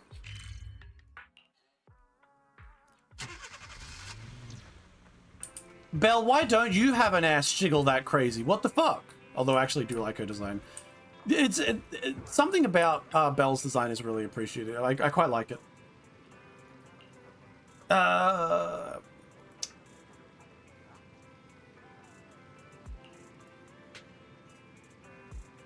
Yeah, it does sound like it's straight out of a movie, but you know what?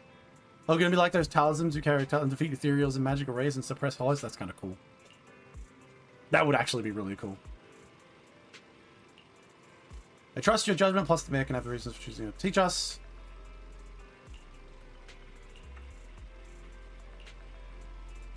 Yep, I'm gonna have a rest. Or am I? We're going to do an exhibition. Since pretty tricky, we'll need to leave the 6th Street and stay in Wafe Peninsula for a while, keeping identity secret while we quietly investigate. Alright, so we've become undercover agents. Neat.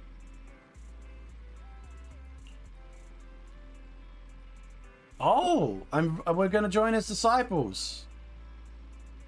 Oh hell yeah! Fucking, it's time for the kung fu arc. Damn straight. Well, actually, you check out the details. I suppose.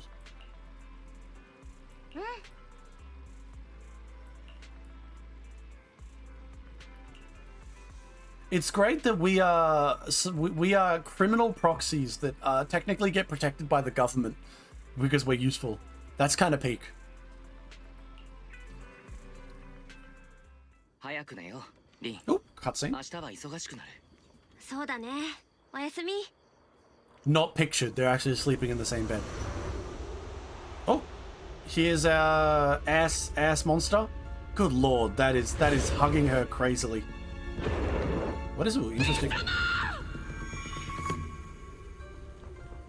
Good lord. Sorry. I know this is a serious moment, but fuck. Every time they show off her assets, I'm kind of insane. My brain just kind of fuzzles up. This is the problem with playing gacha games for me. I see tit jiggle and oh, it's the fox girl. I mean, the fox.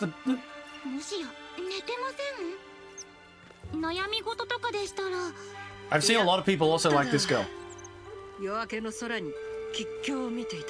Good lord, how did she get out of that outfit? Who puts her in that?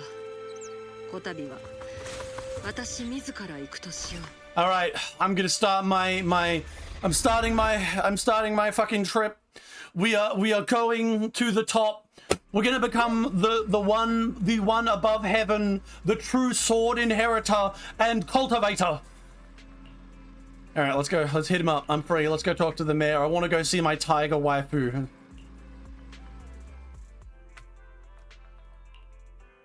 市長さん、紹介してくれた調査員さんに会って。うん。子供たちよ。What did I think of her? I don't know what I think. All I remember is tits and ass, and it just was like constantly jiggling in my brain. I can't even remember what she said. Damn straight, she's special.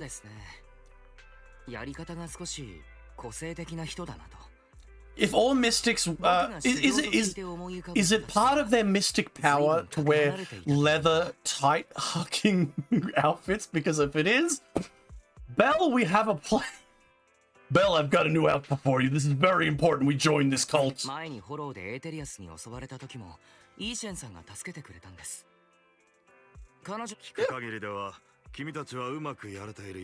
Oh, another thing that I want to mention here, because obviously there's the writing here that is here, but I also listen to it in Japanese, because I can speak Japanese.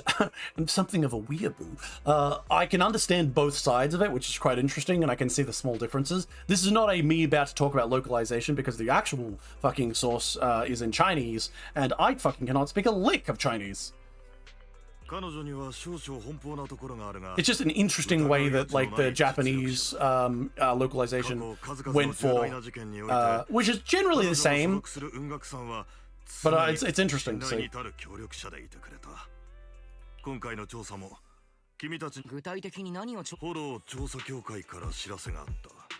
Lemmy and Hollow observations frequently showing up.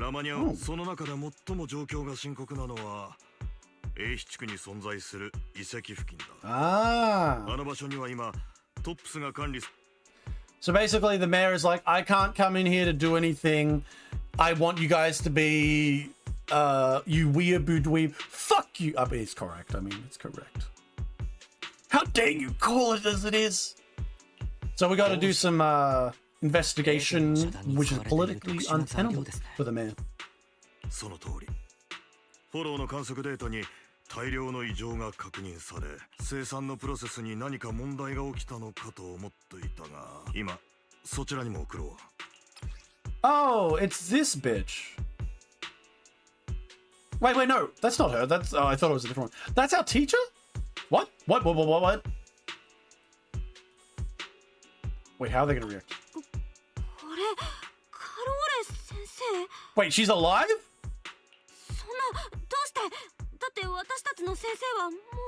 私もまずフェイクの可能性を疑った。遺体が見つかったわけでもないとはいえ、彼女は急と陥落時に。I had to learn Japanese because, of course, I'm so really smart and cool, and of course I learned Japanese. You guys don't know Japanese and you watch anime. You're kind of not real fans. You're like very not sugoi. No, but I learned Japanese for work. I had to learn it, and so I learned it. And also, I like Japanese and anime and stuff, so first, of course I learned it. But it's fun to know. It's fun to know. Although writing, I am absolute dog water with writing, so don't expect me to read anything. Oh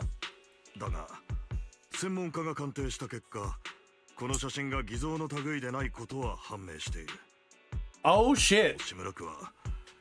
Okay, this explains why the mayor wants to get us involved. We're literally her students and she's alive.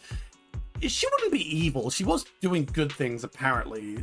Maybe like she's mind controlled or something. So we have to dance.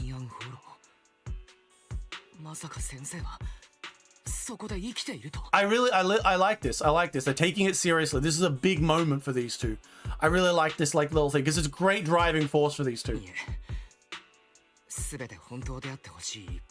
That's very much a wise response.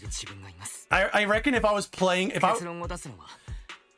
I almost feel like if I was playing as Belle, she'd be like, we need to get there and find everything immediately. Because Wise always strikes me as the one who investigates more.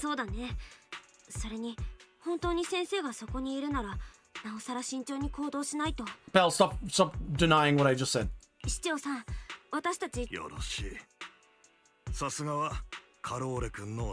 Nah, they're pretty tense right now, these two, compared to what they usually act like. Because like literally the whole point of their existence was to try and get into the big hollow so they could prove that she didn't do anything wrong. So this is a big fucking step. It's essentially just like saying the thing that you expected at the end of your adventure is literally right fucking here. That's a nice little twist. I can read hiragana, but that's about the depth of my knowledge. I know some scattered words and phrases, but I'm not fluent in all. Yeah, to become fluent in a language is relatively easy, but you need to immerse yourself in it. So I just kind of lived there. So, you know, just I knew how to say everything and talk all the time. I talked about a lot of, and I experimented by telling and talking about a lot of like random bullshit that I usually wouldn't talk about with a lot of people who were my coworkers and just people I met around. And it really did expand my abilities. Would I be able to talk about a scientific project? Probably not, but I'd probably be able to get the gist of stuff. I never learned from anyone, by the way. It was all just myself learning. So I'm just kind of that great.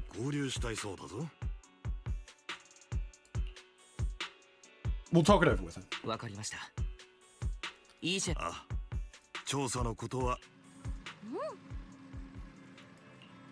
Yeah, I would say that it was a fake, but we don't live in an AI world in this game.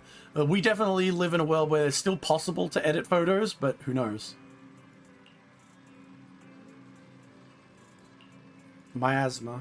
Yeah, it's a special type of corrupted matter, only appears in mainly found in Lemnian horror. If our teacher's still alive, why would you go to a place like that? Yep, let's go thoroughly investigate. Also, I need to see that big titty girl again. This is very important for the future of the game. Alright, let's go. Show me the money. さて2人ともこうして正式な訪問と相なったメイフラワー曰くお前 Yes エイヒ地区の写真にカローレ先生が写っていたと。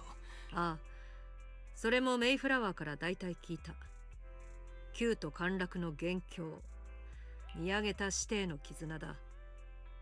Damn straight. She's our teacher, so we're gonna figure it out. You know, 写真の出所探しにも手を貸してやる。I think an interesting, shocking twist to this, and I don't know if they'll get there, would be that the teacher actually was responsible. That would be interesting. Like, maybe she was part of the cult. Maybe she had regrets at the end, but ultimately she did actually set in motion everything that happened. That would be a decent twist. Like, gets to the end and, like, just whispers, "It was me. I thank you for believing in me. But in the end, while I've come to regret my actions, and it escaped, and it wasn't what I intended to happen, ultimately, it was my fault." That would be really cool. I would enjoy that. It would be a nice twist. I'm subverting expectations. Call me a Star Wars director, because I'm about to subvert your expectations. カローレ・アルナについてはよく知らん。だが、お前さんとそうなったらフォローの道案内に。Cool. Now teach us to use magic. そうそう。お前さんたちの潜在能力を発掘してやると、メイフラワーには約束したよ。まあ、文学さんには術法をよそに漏らすなかれという教えがあるが。Keep her goddamn mouth shut. 何せ今は私が宗主だからな。I honestly would be I would ensure you always keep your mouth shut. Always don't spoil, you motherfuckers. I know that if I ever had a big actual stream with like 10, 15, 20 people who would actually sit down to watch this, there would be someone who's like, "I'm ready to spoil." But by that point in time, it would be hard enough to keep track of fucking chat. Hopefully I'll reach up to the main line of the story by that point, so eventually I can just actually talk about things. And I'd get to experience them as you guys do. Then I wouldn't have to worry too much about like someone randomly coming into chat and saying, "Dumbledore dies!" あくまで動きやすいからそうするんだ。お前さんたちを縛るものでもない。正式に私を師と仰ぐ必要もないし、他の弟子たちのように師匠と呼ぶことも。So wait, okay, they wanted to say Shisho. I know Shisho. I know that word. It means master. But why do they say Shifu? Okay, maybe that's what they were probably doing in the English one, so they don't actually care. Maybe Shifu is closer to the Chinese thing. Maybe Shisho. いや、ぜひ師匠と呼ばせてほしい。なんと言ってもイーシェンさんにはエーテル適性を操る術を。Hell yeah, we're gonna become the most powerful siblings. 正式な弟子じゃなくたって教えを授かるわけだしね。それにほら映画でもよくあるでしょ。師匠さん。God, I love Belle so much. She's so cute. たく気の早い奴らだ。まあ悪い気はしないが。Damn straight, Shisho. You're gonna fall in love with these twins. I expect there to be a romantic moment any day now. Actually, no. 私を主とした以上 Given は how they've shown off the character, I actually doubt they'll have like a she's falling in love with you moment 兄弟子やら姉弟子やら like they が do with some of the 面 other 倒を見てくれるだろう characters. しな。あ、 I そう would だ。 appreciate it though. これも持っておけ。 If Zenless Zone Zero, if it was good, will allow me to seduce every single character in the game. ああ、名目 Oh yeah, 上 we とは can いえ change out our outfits now. I've seen 文学者 this. の門下ルミナスクエアでのことを覚えているか？あの時怪しい取引をしていたのはこの服を準備して、それにしても師匠は I'm guessing there was supposed to be a bit of a jump between the release stories between those some points. Shifu is closer to the Chinese word, but yeah, okay, that's actually probably more accurate then. お、兄弟子さん、それ案外ズボシ Annie かも Deshi, よ。 I like that. Annie Deshi, because Annie is brother, and usually use that in older brother and sibling ratios are used in master kind of things for Japanese learning and that as well, and like fantasy kind of shit. So makes sense. そんなわけある And か。 Deshi is student. 妙な勘繰りはよせ。事前に占っておいた通りになった。そうか。師匠の占いはさすがによく当たるんだな。妹弟子さん。どうやら僕たちの勘違いだ。 Damn straight, I love these two so much. ちなみに今回の調査も吉祥。それも占いはしたが、正直いい化粧とも言え So ゾ we're ンビって例えばどんな？ is it if I know this would be stupid, but if she brought out a fucking 1911 and said, I'm ready for anything, I've got my magic wand right here, I'd be like, alright, fucking absolute cinema. You peak. 保険に入った。お前さんたちの分もな。 Alright, shit, we've got fucking health insurance? Hell yeah! Oh my god, guys, joining the fucking cultivation simulator comes with free health insurance!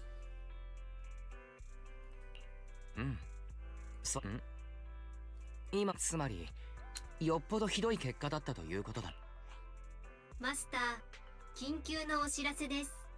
ビッグデータをもとに予測したところ、今回の調査では In other words, like a young researcher who has learned how to harness cold fusion, I will suddenly find myself suicided with 5 shots in the back of the head. How unfortunate. 90% 以上の確率で予期せぬ事態に遭遇すると思われます。フェアリーの緊急連絡先にいい支援を登録しておく True, and I should also build my will and you know what? Like, do my will, take out. You know what? We'll take out a bit of extra healthcare cover so I can just get that extra money. Take advantage of it. こらフェアリー、なんだ、お前さんたちのところにも占い師が。この子はただの AI アシスタントで。そいつの見立ては悪くない。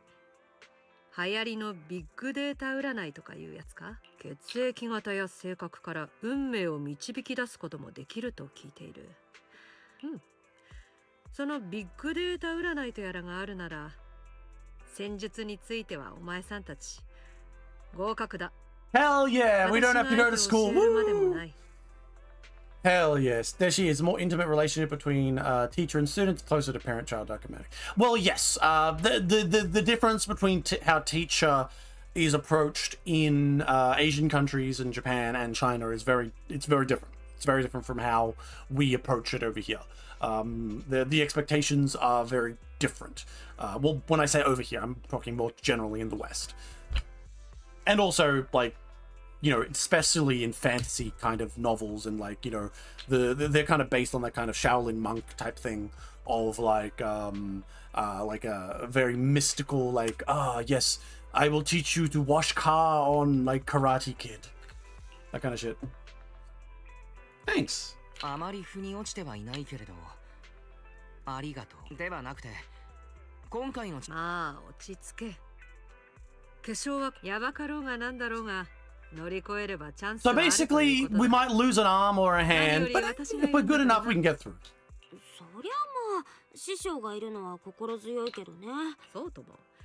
メイフラワーなんて今回のためにわざわざ空の足をお前さんの先輩弟子たちと試しに飛んでみたが、快適その他にも英比地区に臨時で HDD とやらを置いてくれたそうだ。端末の同期と調整のためにお前さんたちのどちらかは一旦ここに残らないとダメみたいだが。 No. なら僕が一足先に様子を見てこようかな。リンには居残りで調整を頼むとして。 Nah, that's once again. ダメだよお兄ちゃん。 Damn 私 straight. が先に行くってば。 Yeah, let Belle go first. 僕は兄、つまりは兄弟子というわけだし、こういうことに秀でているのも僕の。でも大丈夫だ、リン。ああ、師として分かったよ。お兄ちゃんはどうしてもって言うなら。 See, this is でも the 気をつけて行ってきてね。 this is the element that I was talking about when I was talking about Belle and stuff, because we've gained our ether aptitude. More often than not, Wise goes on adventures with the big-titted, sexy lady, and Rin has to stay home looking after things. We just had a big, exciting discussion about how we're going to become fucking wizards, and immediately then we're told, by the way, Belle, you have to stay home. You look after the kids, Belle. They gotta get ready for school, Belle. Make dinner, woman. Like, I just want her to be more involved. I just want her to be more involved. And also, it's very clear they're building up the other sibling to always be careful and worried about the other one, who goes off on adventures. And I'm like, no, just let her come on adventures, damn it. She can still be worried.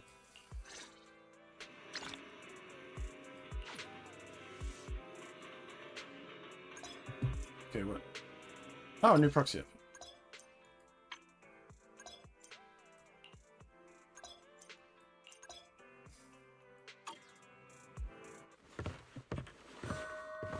Oh, I'm looking quite fashionable here. What about...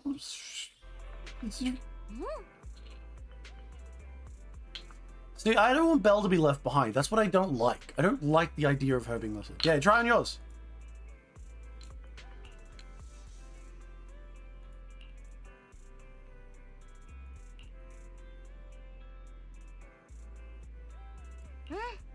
We can...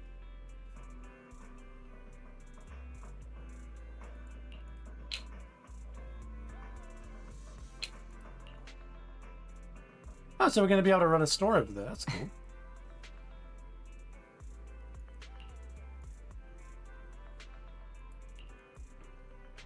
Oh, so the Bang Baloo's going to run the store here. That's cool. Why do we call it Bang Baloo? There's no L there. I'm an idiot.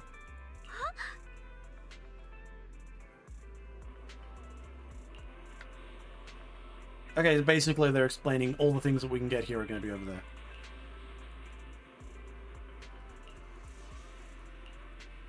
Well, I want to go meet the Tiger Girl, regardless of the fact that my precious sister has to stay here and watch the fucking farm, as usual.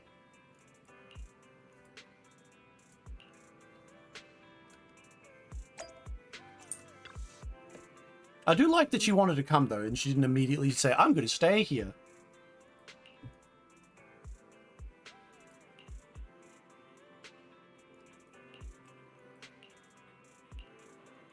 Enter battle. This is clearly not going to be a normal thing. See, she could have come. She could have just been on the airship as well. They could have been like, we could have been there together. And sure, maybe she doesn't follow us into the hollow. Maybe she's like, okay, guys, I'll sit here and play with the fucking communication gear after we get shot down by heavy fucking flak cannons or whatever the fuck.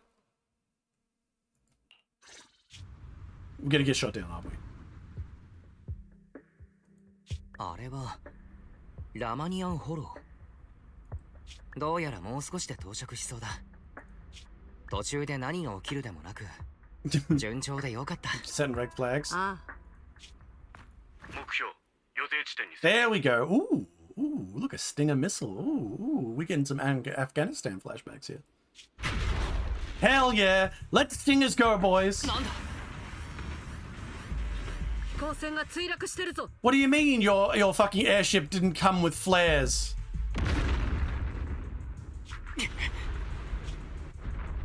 狙撃成功。 That's the cultist lady.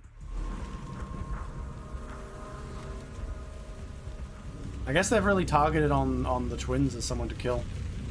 See, she should have come with us. She should have come with us, damn it. I want Belle. なんだか頭がふらつくな。 Is that Belle? 空間の裂け目に落ちたおかげで。 Can Belle be inside that? I want to be hanging out with my. Okay, why do I? Maybe I'm just my. どうにかして What? 師匠と合流する方法を考えないとな。こう。 What the fuck? Filled with dense miasma. Okay, yeah, let's. Well, I don't seem to be getting hurt. Look, I'm right up there. Can't do anything to me. I'm peak. Okay, what's this? No, I can't open that. Well, let's just keep going. I got my cool little China outfit on. Let's go use my cultivation. I should go, like, center myself and gather internal energy.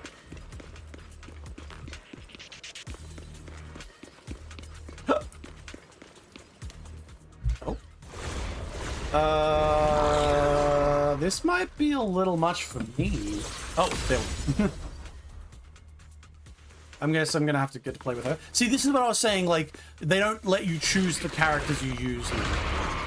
Maybe if I was to replay... Ooh, that's a different kind of enemies. Okay, this is how you play her. Usually I skip this over, but I'll look at it. Okay, she looks like she's pretty simple. Hold that, or repeatedly that. Press that to consume adrenaline and release a special attack.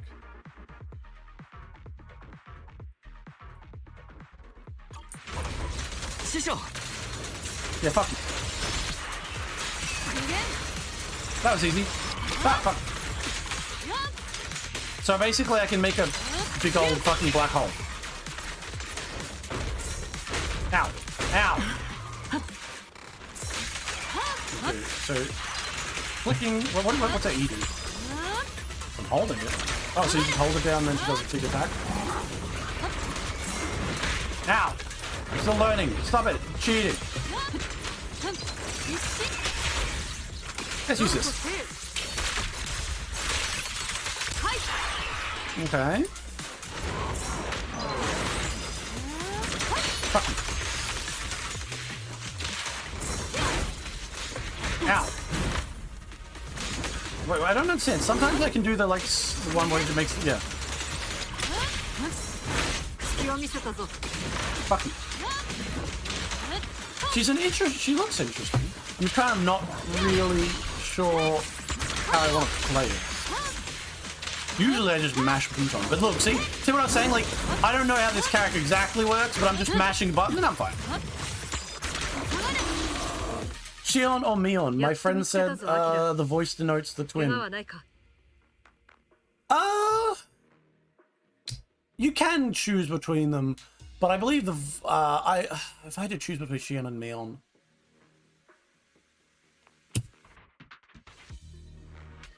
If I want, you know, they're both kind of good in their own ways, but obviously you want to go with Mion between the two of them. And in fact, we're talking about Hirashi, aren't we?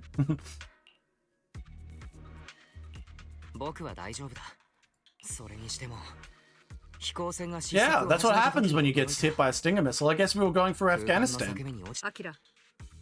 伝えておかなければならないことが墜落した飛行船をチェックしてきたが、外的な損傷が私たちの飛行船に向かって派手にぶっ放したやつがいるようだな。Yeah, an RPG. A Stinger missile, sorry. その通りだ。ついさっきも一目面を拝んでやろうかとも思ったが、墜落地点に近い先こんなこともあろうかと、ラマニアンのキャロ As expected of Shifu. I gotta stop saying Shifu. お前さんの無事に比べれば至極どうでも連中の正体はどうにかしてフォローを出るぞ。 Get out of my way, plant matter!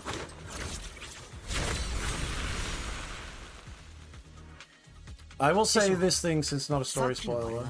There doesn't seem to be a way to replay story missions in season 2. At least I can't figure out how to.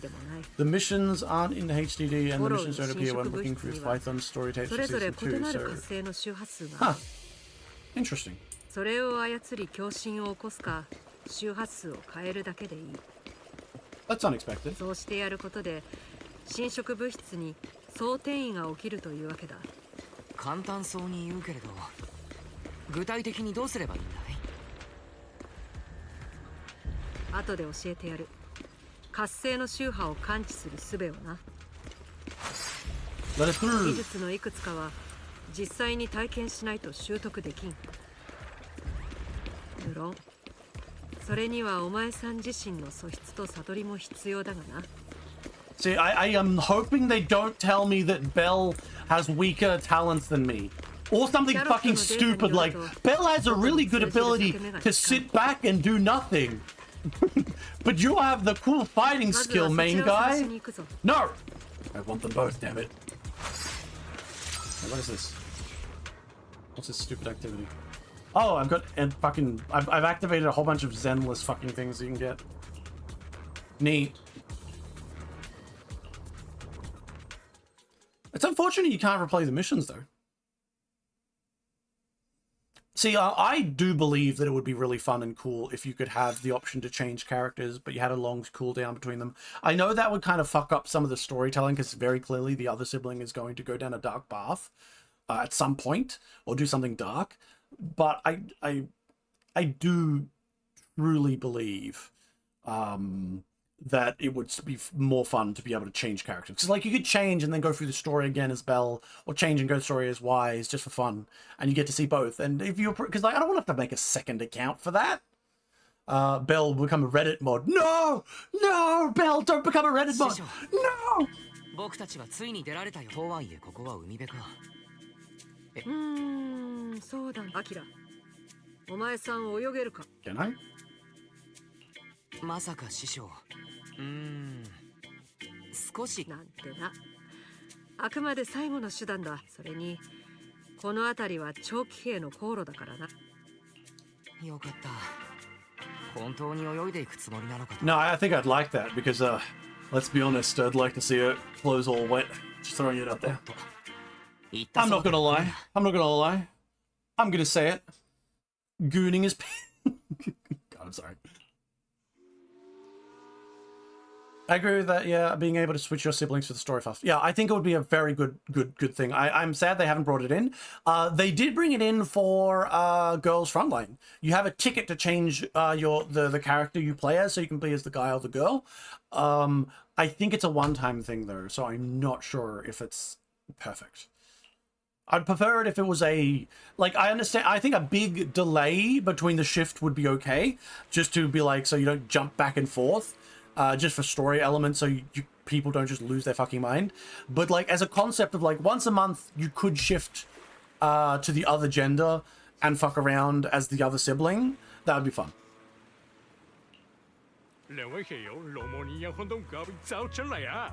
真係好大名大哦！ Oh, so they actually changed it to have the Chinese voice acting. That's actually pretty cool. 係啊，多謝你肯幫手，在安睇一戰。你哋係咪想 Wait, I don't think they're native. Are they native Chinese?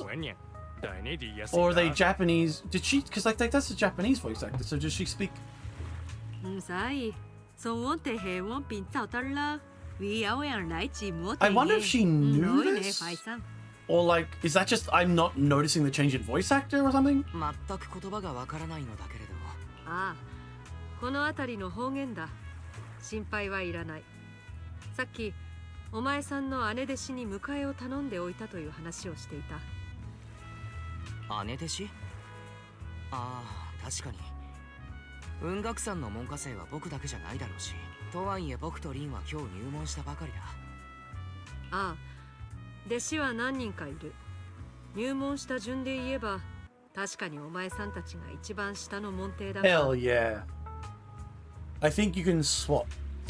Oh yeah, you can swap the appearance of walking around town. You can change that, but story elements I haven't been able to swap. 下っ端だからなんだということはない。普通に接しろ。You can swap in Girls Frontline. I don't know if you can do it in Weathering Waves. Star Rail, you can't do it. Although, to be fair to Weathering Waves and Star Rail, that really doesn't matter because the characters aren't really characters. Okay, they are characters, but Caldas and Stelle in Star Rail are more or less just the different gendered version of the character. Yes, basically that's all you can do. Free roam is all you can change. Oh, you can change it in free roam, and also when you do some of the trust events, you can have your model look like the other one, but that actually doesn't change the interactions, unfortunately. Oh, why there's a way to swap this for story elements in a YouTube tutorial? What is it? Like, that sounds like you're telling me like some sort of, you gotta go into the game and change some of the files and then press this part of the fucking menu 5 times over to activate dev mode, which I would just, if that does exist, I would prefer it to be a simplified system. Or maybe it just unlocks later on or something. That would be fine. Maybe at the end of season 2 they can unlock that as a cool thing.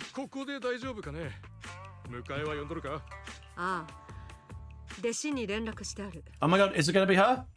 Yay! It's the tiger girl. Look at her little floppy ears.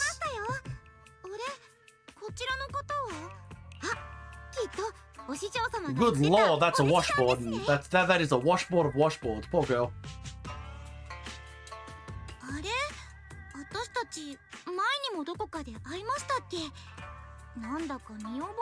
See, wait a minute. See that? I think that with Fufu there, she said, have we met before? I almost am certain there was a event that had her in it, or perhaps there was some small quests that had her in it on the side. So that's what this game does a lot of. It's not a big deal in these kind of moments, but if they do another trigger situation where it's like, oh, hello, meet a whole rollable fucking character, a whole quest line that you're expected to know, like, don't do that to me, game. Don't fucking do that to me, game, unless you tell me to play that fucking quest.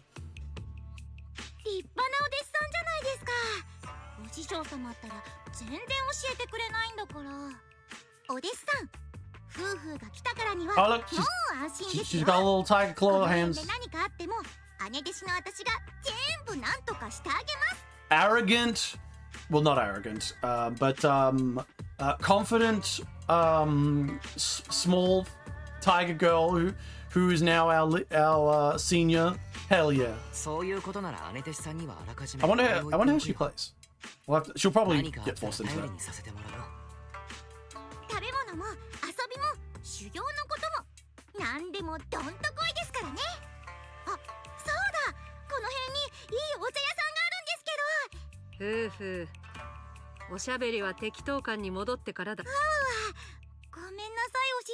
Does she have human ears? I have to know.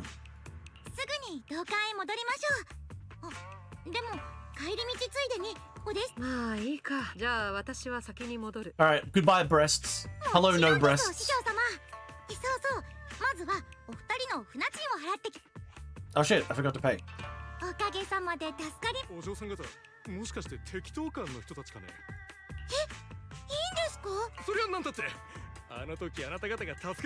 Okay, so they're well respected in the city.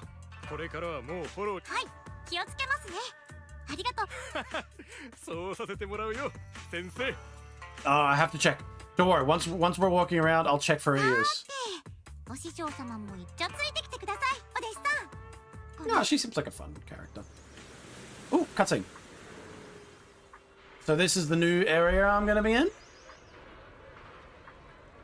Yeah. I remember. I know this place. I went here when I was playing around because it jumping around on the map zone because it unlocked with had already unlocked despite the fact I hadn't actually gone there.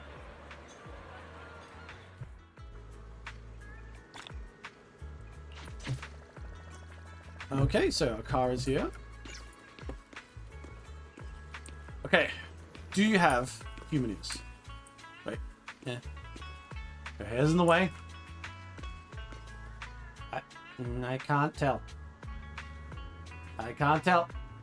I don't think so. Oh, damn, look at that tail. Peak. And it's got a little bow on it. Oh.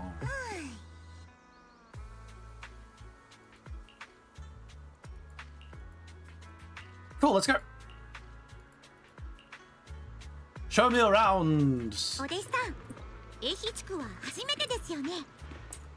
Okay, Look at that tail. I love characters with tails in this game. They're so fucking fluffy and they just keep my eyes on them all the time. 迷子にならないようしっかりついてきてくださいね。 Can I look through this? No. Bro, just import the model to Blender and get a better look. I don't know how to do that. I'm not a fucking intelligent person. If I knew how to use Blender, you'd think I'd have a sock.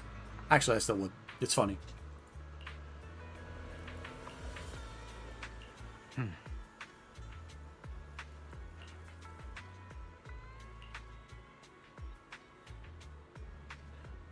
Okay. Decorative sculptures. Okay, okay. Looks weird. A cicada. They call circle chain by locals, breaking a soil, they screw. Okay, so a bunch of cicadas. In Japan, whenever summer came around, you just see you hear these motherfuckers all day, every day. Oh, they lost their families, eh? Cool, cool. I mean, average thing, average thing. Look, so this is the orphan capital. Neat.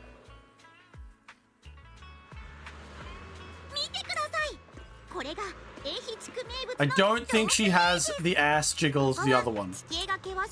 Which makes sense, because, Jesus Christ, that other girl was literally 90% ass. Shisho. Cable car! Sure, let's get on. I do like the big, thick tail, though. Thick tail is better than thin tail, I'm gonna say it. Fight me.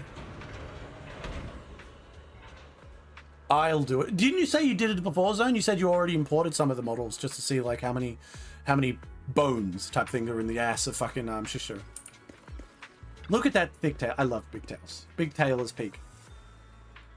That's not bad. I like it. I also love cable cars. Cable cars are great.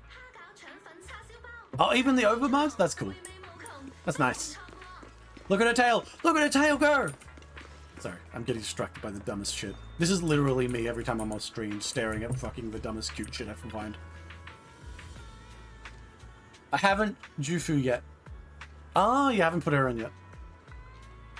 Is it that hard? Is it difficult to actually get the model into Blender in that? Isn't it just a simple matter of like 5 minutes of copy, paste, load?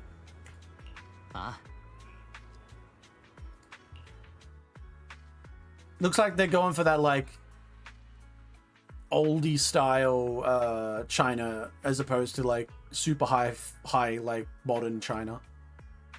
But that makes sense because the whole place is with, you know, we've got our fucking big blocky TVs and flip phones.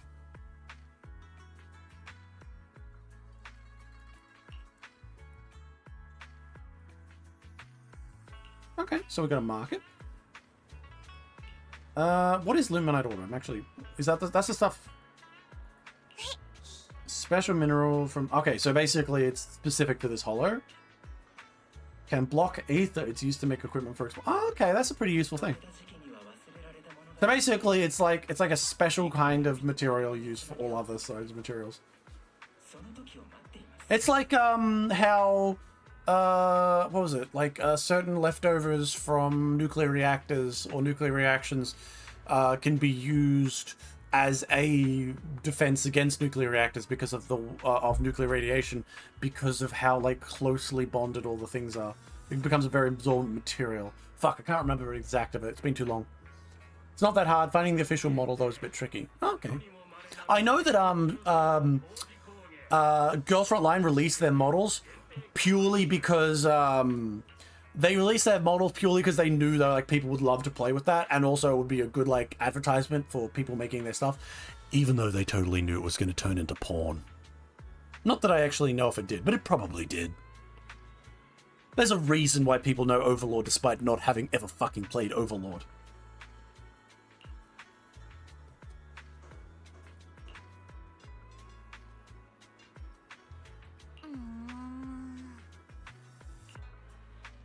Okay, so this is a little top. It's really buzzing. Super unique. Got these amazing snacks you can only find in Hyde. You can check them out. Oh, that's nice. God, I'd like living in a place like this. It'd be fun. For a little while, at least. Let's get going, Tiger Girl. I actually, the lore about Therans. Sad lady, you can be sad all you want. Come on, Tiger Girl. Let's go. どうですか？なかなかの乗り心地だったでしょう。ああ Always walks. Okay, her little fluffy ears on the head, like fluff. お弟子さんが楽しんでくれたなら何よりです。 And the tail movement is slow. Peak. 10 out of 10. I'm happy. Ooh. ここヤム茶泉の茶葉はいつも新鮮なんで Damn. す。 China dress. お師匠様 Wait until she stops ここ talking. のお茶が大好きなんですよ。お弟子さんが落ち着いたら一緒に飲みに来ましょうね。 Okay, can I walk around other places and her comment on stuff? Just... Nah, it doesn't look like it. Alright, let's just go here. Come on, Tiger Fluff. Let's go in here. No human ears on Jifu. I don't think I've seen human ears on Theron before. Huh. That's true, because most of the Therans would have animal ears somewhere on them, so that probably makes sense. What about the octopus girl? The octopus wouldn't have octopus ears, would she? I haven't seen exactly what her thing is, though.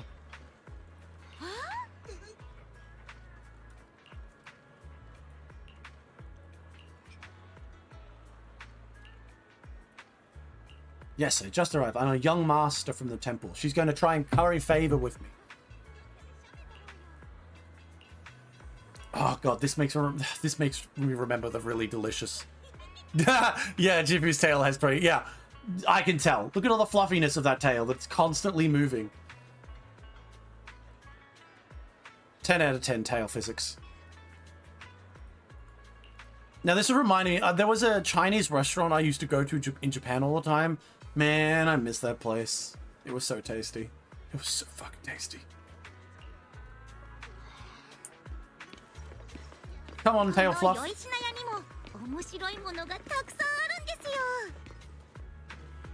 また後で来てちょっとしたお土産でも買いましょう。 I like her voice. It's nice. Damn, that girl. Look, is that girl? Is that girl? Damn, she got a thong on. Good lord. Damn. Fashion is changing. Oh, and she's a raccoon girl. Or a red panda, maybe.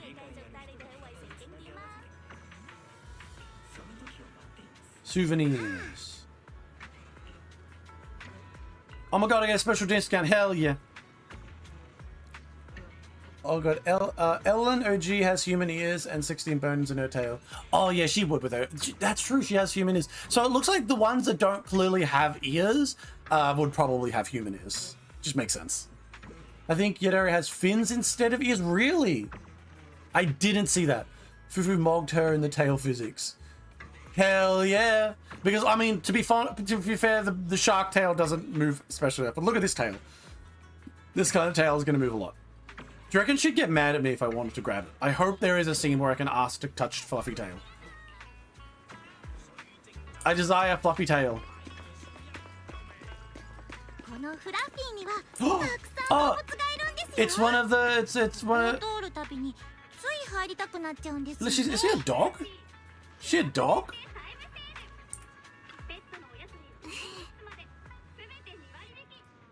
Little ones are well behaved and healthy. Therans selling animals or having a shop with touching animals that are based on them. I wonder how that feels and fits into the society. It is, yes. I would like to. Yes, so adorable. 100%. I wish to pet them. But don't worry, but Fufu, I can't afford. Oh, if only there was a fluffy tail I could touch right now for no money. Fufu, this is a hint. Yudari's ears are covered by her hair, so it's hard to see. Oh, okay. So, but like, yeah, so they actually have modeled something underneath the hair then?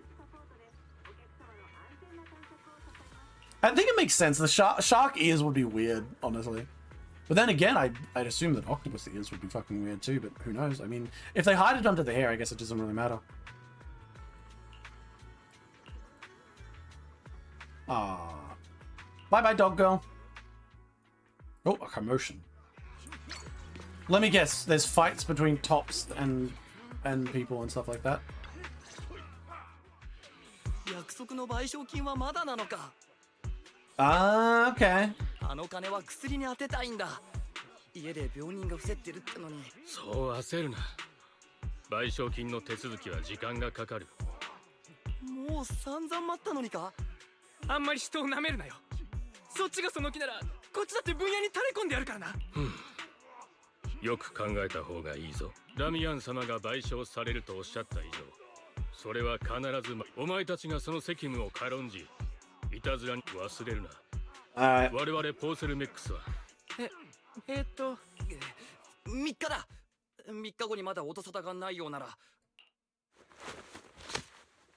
Yeah, so basically companies not paying on time, maybe they're having problems or whatnot, but they also control all of the media, they have all the lawyers, so you're kind of fucked. Yeah. Mom, Dad, let me introduce you to my GF points to Khan. Who's Khan? Who's Khan? Octo Mummy Yahari got mummy human ears. Ah, she does. So then my logic stands. If a fluffy animal that doesn't have clear ears is done as a Theron, then they'll have human ears. Which makes perfect sense. あれ、あの騒ぎは何だったんでしょうね。今にも取っ組み合いになりそうな剣幕でしたけど。They're in a black company, it's usual. 賠償金とか言ってましたか？ This is the 事故でもあったんでしょうか？ This is a Chinese part of the city, so they're probably steel workers, and one of their friends just like fell into a giant vat of molten metal. It's an average fucking day there. They're just asking for a little bit of psychological compensation, usual thing. If Live Leak was still around, we'd all know about it. Oh, that dog Theron? Oh yeah. Really? Really? Do you like her that much? I didn't know much about her. I'll go. She is cute though, but she's a bit too much dog for me. A bit too much dog in her. あの人たちが関係者のようだな。トップス側の責任者はダミ。鋭いですね。まあ、トップス Green の eyes 会 are 社 peak. なんてい I like green か eyes. にも悪いことしてそうですけど。Yeah, the tops probably are. I mean, like when a fucking conglomerate of companies has enough power that they're actively fighting with the fucking actual elected government, things are a little bit off fucking kilter. No, I'm teasing. All right, fair enough. Hey, I wasn't gonna judge you. If you like the furry dog girl running the fucking furry cafe, I'm not gonna stop you. 私ならそんな悪い奴らにはドロップキックで目に物見せてやります。燃えよタイガーの主人公みたいに。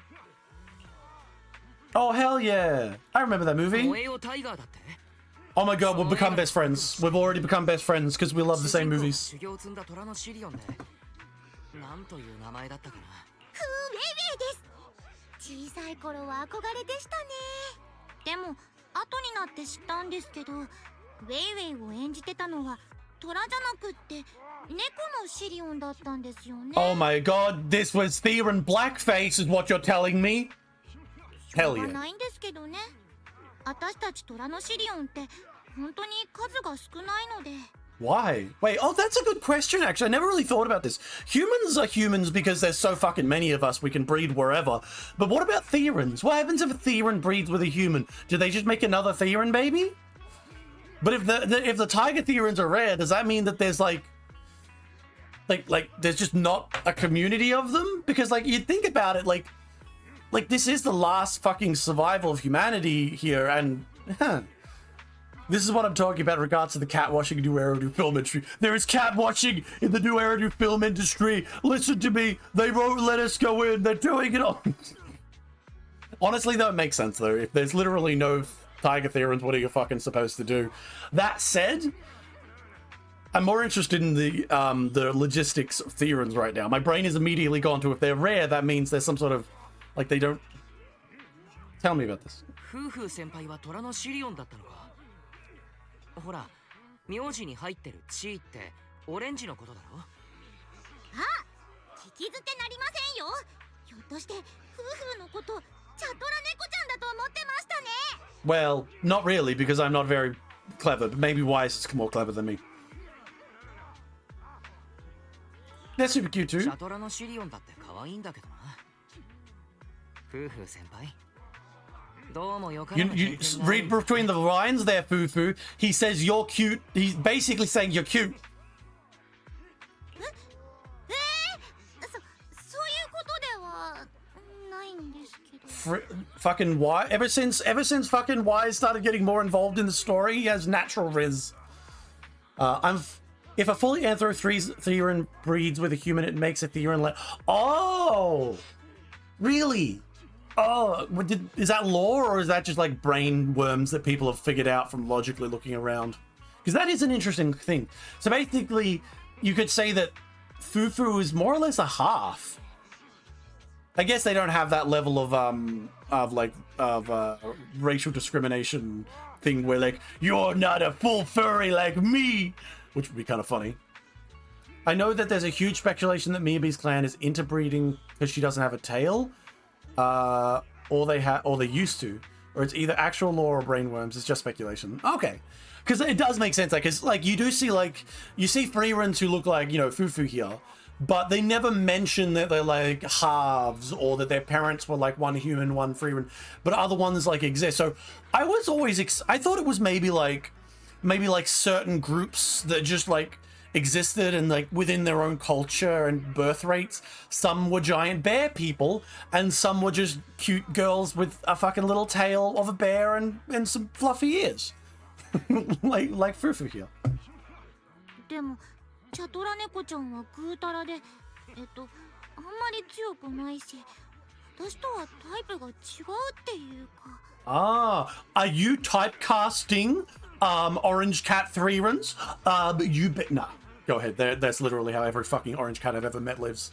5本とにかくチャトラの猫ちゃんにはどんな偏見もありません以上これが姉弟子としての結論です I like her. She's cute. She's silly and cute. I like Fufu. ほらチャトラの猫ちゃんはもういいですか Let's meet the other cute anime girls.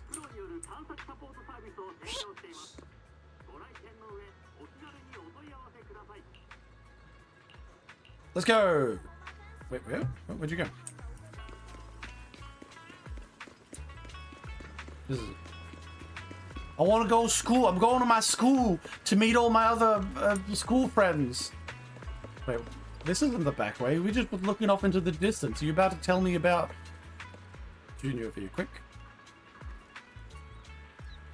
So you can hop on the race straight to the post and processing area, but that's top equipment. Regular folks don't have clearance to ride it. A cable car into the Hollow. That's kind of...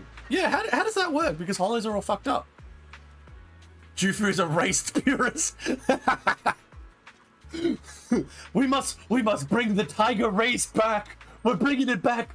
She search. Weiss doesn't have a fucking in then.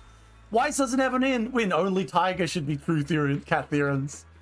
I love it. Race purist Fufu. But she's cute, so I'll you know what? If she invites me to a meeting where everyone's wearing tiger masks and chanting about how cat Therans are inferior, I'm gonna go along. Just like I'll go with the art girl to any protest she invites me to. I'm not gonna lie. I'm going all in, boys. And girls. Wise. But Wise has no in with her, unfortunately. He does not have the tiger ears. Big F. Okay, so it's like a weird stable fusion, so you can... Huh. So you can build in there, unlike usual hollows, which are like fucking mazes. Huh.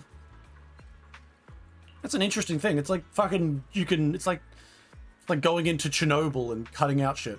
Detective, hear me out. We bring the tiger girls to me, who has to my friend who has an eye. Hey, Arctic, that would not help the tiger girls, because how we Mr. Epstein is not going to help, and he clearly is not a tiger Theron. He is a dead man who did not kill himself. She's not a racist, but she believes there should be only one variant of cat Theron. There are too many cat Therons. Oh, okay, I get it. Well, it makes sense, because literally there are too many fucking cats. I know people who love cats, and it's just like endless fucking variations on cats. It's like, Oh god. Can't you just tell me this is just the stripy one and this is the not stripy one? Like, come on. Don't worry. Don't worry. Oh, don't worry, Fufu. I'll race mix with you. Damn straight up. But she won't want it. No, she doesn't want to race mix with me. No. But, you know, I don't think I'll ever go into the actual genetic logic of how, like, what would happen between a human and a theorem and whatnot. But I don't really care, honestly. I think they're just cute. I'll live with it. The game sells you on logic, right? When you go with something that might have small, like, various deviations against logic or elements that you don't know about, usually, if the story is good enough, you don't give a single flying fuck about, like, these minor elements that might be, like, confusing of, like, why don't you know about this or what's going on here? Those things get ignored if the main story is good enough. And I stand by that, like, for example, I mean, randomly bringing up Star Wars, everyone shits on The Last Jedi because it's a terrible movie. That said, I think a lot of the smaller things they did wrong would totally be forgivable and ignored even if the main story was good. A lot of those, like, you know, people, like, obsess over small things because everything else is so bad, it's just like you can't help but see these other errors as glaring. How did you pick your wife? Is she really a... how did you pick your wife? She has a really fluffy tail. You know what? Unironically, why not? Why not choose a wife based on a fluffy tail? Like, excuse me, woman. I'd like to go out with you. Why? What attracted you to me in the first place? You had a long fluffy tail. Do you reckon that would be the equivalent of to a theorem of going up to just a random woman and saying your ass was really nice, so I decided to ask you out? Like, would that be would that be that negative? I'd have to know. Don't tell others I've been taking you around anywhere. What? Alright. My lips are sealed. Let's go!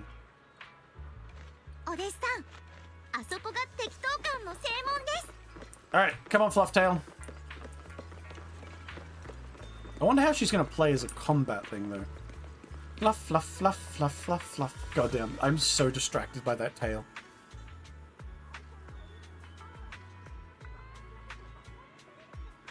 True, it's not bad because woke.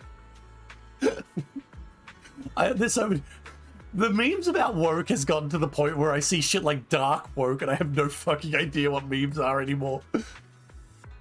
I fucking hated some of the critics for saying, some of the reasons for saying became bad, reasons Star Wars became bad. I think it's more like this. And I said before, you have a poorly constructed movie, and that makes like all the minor cracks that should have been ignored or not really that important suddenly become focus. For example, like random logic things of like, for example, back in Star Wars when they introduced the idea of a TIE fighter or X-Wing just being able to hyperspace, immediately people started saying, what's the point of this? Why are there big ships? How can you have this? Logically, you could go anywhere. All of these elements suddenly come up. But generally, when the movie or the story that's got those elements in it is good enough, they ignore that factor. For example, in The Last Jedi, I believe the fucking Finn in that jump away from that ship they're doing in that slow chase, one of the things that, if they had have had a good story and other elements could have immediately been ignored, is why didn't they just get on small ships and just jump away? Because clearly they were only tracking the fucking big ship. Why didn't you just jump in, grab 20 people, jump out, and just continuously do that? Because clearly they didn't pay attention, because the fucking First Order were completely not paying attention to that. But those elements would have been ignored if other larger parts of the story were good enough. I think then you would be in a situation where all of those people who would sit there talking about that minor element probably would be like, oh, it's a good movie, so fuck off. Like, no one would care. But it's just how it is. I don't think the Star Wars movies were bad because of politics. I do see how they affected stuff, but I think they were just incompetent. The new ones, specifically. They were just so incompetent and corpo fucked. Like, the corpos were really fucking on it, like, terribly. I've kind of got over my hatred of it. I did definitely had a period of time where I so hated Star Wars. Specifically, The Last Jedi really set me off because I really enjoyed Star Wars before that, and then suddenly I felt like it was being fucked on, and god damn, those corpos ruined it. But since then I've kind of like relaxed, mostly because I don't care about Star Wars anymore. I haven't even watched Andor. I know it's good. I can't bring myself to care anymore. Didn't the prequels introduce hyperspace jumps for smaller ships? Yeah, they did, but they also had random other elements that like didn't make sense as well for that kind of also invalidated that. What I'm saying is there are certain elements of stories that get ignored, and like lore elements that get ignored, or negatives that could be like, why didn't this happen? Because of other things. And sometimes it is just what it is. If you could write a good story, you can write your way around the concepts of space travel, or why you're using this kind of thing, why shields don't work this way. Like the little things you could like pick apart get ignored if other things are more held. And yeah, the idea of the ring thing was kind of fun. I like the idea of that. But eventually they just took that away and just said, you know, hyperspace whenever. Personally, I would have written it that hyperspace could only be done with a ring type thing or the large ship, purely because then why doesn't everyone just have an endless army of fucking X-Wings, I guess? But then again, space travel in Star Wars has always been a bit confusing, because, you know, in one hand they'll show like you travel from one system to another and it takes like days or weeks, and then the other ones it's like I'm in my X-Wing and bam, I'm at the other place in 20 minutes. So it's like there's a little bit of like, it's very clearly left airy-fairy and you can do whatever you want with it. But if the story core, whatever it has in it, is good, those minor things can get ignored. That's the reality of a lot of movies. And a lot of things. Like, for example, 40K. Space travel and space fighting in 40K is all over the place. Holy shit. Every book, game, novelization, fucking gameplay-wise, every fucking thing has a different idea of how 40K space battles work and how space travel works in 40K. It's so fucking all over the place. It's still going to be great though, because no one, like, there are certain elements that are kept clear. For example, like there's the warp and there's the going through the warp and how it fucks up. But like, for example, does the ship appear and then slow boat into the main system? Does it jump immediately above a planet? Do battles take place at quadrillions of fucking miles apart from each other, firing like long range weapons? Or do they have like fucking right in the center, you know, crazy, we're fighting right next to each other, broadsides, we're like fucking 120 meters away from the other ship level shit? Like, it does it all the time, and any story can use it fine, but when the core story that they're using to write it is fractured, that's when those elements start getting, you know, teased apart. Like, hey, this doesn't make sense either. It's not sci-fi, it's fantasy, or sci-fi fantasy, if you want to call it that. Yeah, you know, 40K is definitely definitely proves the whole point of, like, people say you can't have sci-fi and fantasy together. You totally can. You totally can. It's just more difficult. Yeah, I remember someone saying gravity in Star Wars doesn't make sense and there shouldn't be sound in space. Yeah, it's just like stuff like that. Like, you can argue to the end of it, why is there sound in space? Why is this happening? If shields are like this, why don't they? Those are things that, in a perfect world, yes, they'd all be firm and all be easy to understand. But if there is a minor problem with that in a movie, it's going to be ignored if the greater movie is still good. And I think that's what the Star Wars Corpo edition, when Disney started getting involved, wanted to do. But the problem was they couldn't actually write the main story good enough, and therefore everyone focused on all those errors as well as the main story being complete dogshit.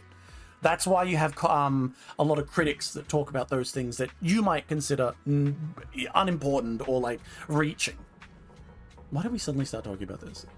Although it's unknown if X-Wings had its own hyperdrive, it's known that you went to the hot system, to the Dagobah system, but to no color system. Yeah, that's like the answer of like, but you see how in that movie didn't matter too much because the rest of the movie was really good. And, you know, like, you can easily kind of argue away, because there's a lot of things that, you know, fans can argue an actual explanation for something that happens in a movie into it, which is fine. But it's only fine when the movie itself is good. When it's not good, suddenly we have to go back and those all get, well, we don't have to, but they get examined by critics. And then from Dagobah to Bestman, yeah. It's sci-fi fantasy, Star Wars and 40k. I mean, yeah, good. Empire was really good. Of course, 100%. I mean, like, it's well fucking known. Like, holy shit. Like, Empire, as usual with most movies, the middle movie of a trilogy is fucking amazing. All right, now I'm gonna go meet my new waifus. Waifus assemble! Oh, cutscene. Oh wow, she's very expressive. I like that. I like that she's very expressive. Oh, a panda man?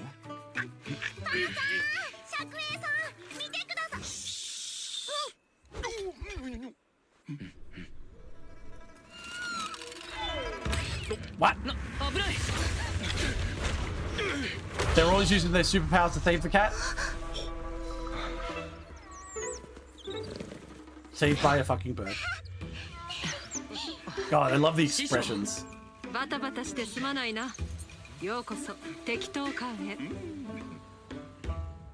God, I love the expressions. Very, very well done. Very cute, very hot. And Wise is also kind of cool.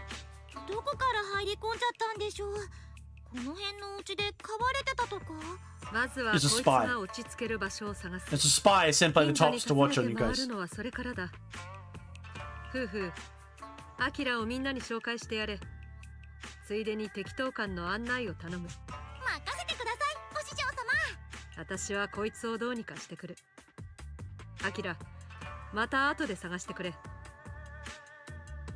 Don't worry about looking up a map to fucking Hosp and Dagobah.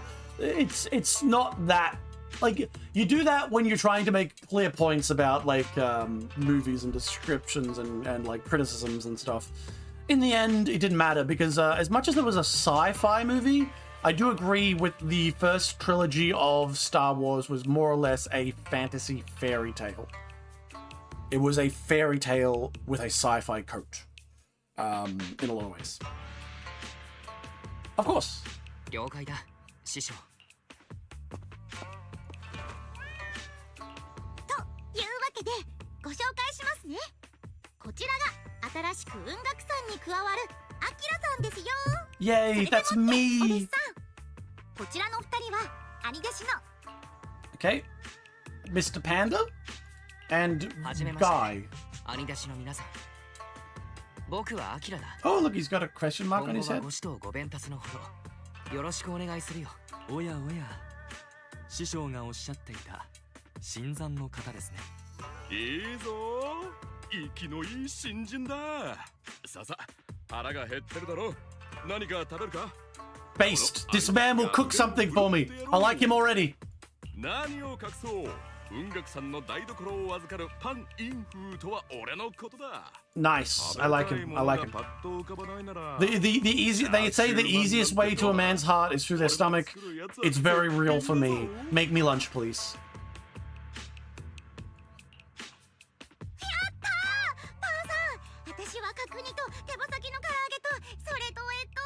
Oh, she's a big eater. We've got the anime logic of a big eater, tiniest waist in the world. 姉ですさん、パンはお弟子さんに作ってあげると言ったんですよ。お腹が空いているなら備蓄の乾パンはどうですか？ああ、そうですよね。No, she can order. 僕は乾パンでも構わないよ。ほら。わざわざ苦しみを背負わずとも。She's a cute girl. I had to give it up for her. Fucking Wise has the Riz. He has to. 風ねえなら鼻を洗濯バサミでつまんででも食べようとするからな。もう二人とも夫婦を何だと思ってるんですか？ In Japanese, she says something different. Instead of not a garbage version, she says, "What do you think I am, damn it?" The detective, when they say the quickest way to a man's heart is through stomach, that means you use a bayonet in CQB. True, true. That's the other way. It'll get in there straight up. If a woman came up to me and just stabbed me in the stomach, I'd be like, oh my god, ouch, this is a bit sudden, but you're making the right moves. 何にせよ、今はこらえどころですね、姉ですさん。とはいえ、あの飛行船には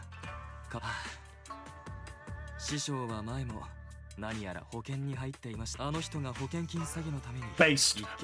Oh my fucking god. If it turns out that the master literally hired someone to fire a Stinger missile to claim the insurance money, I'm just gonna say it right fucking now. Best waifu. Best waifu. I don't think they're gonna do that though, unfortunately. 兄弟子、また当てずっぽうで縁起でもないことを。Someone set up an ambush. さっきは外だったから言わなかったけれど。襲われた。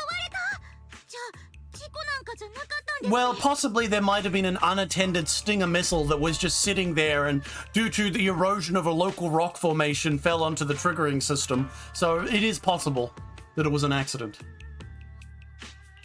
まあ、師匠が墜落した飛行船を調べたところ、ロケットランチャーのようなもので撃ち落とされた形跡があったらしい。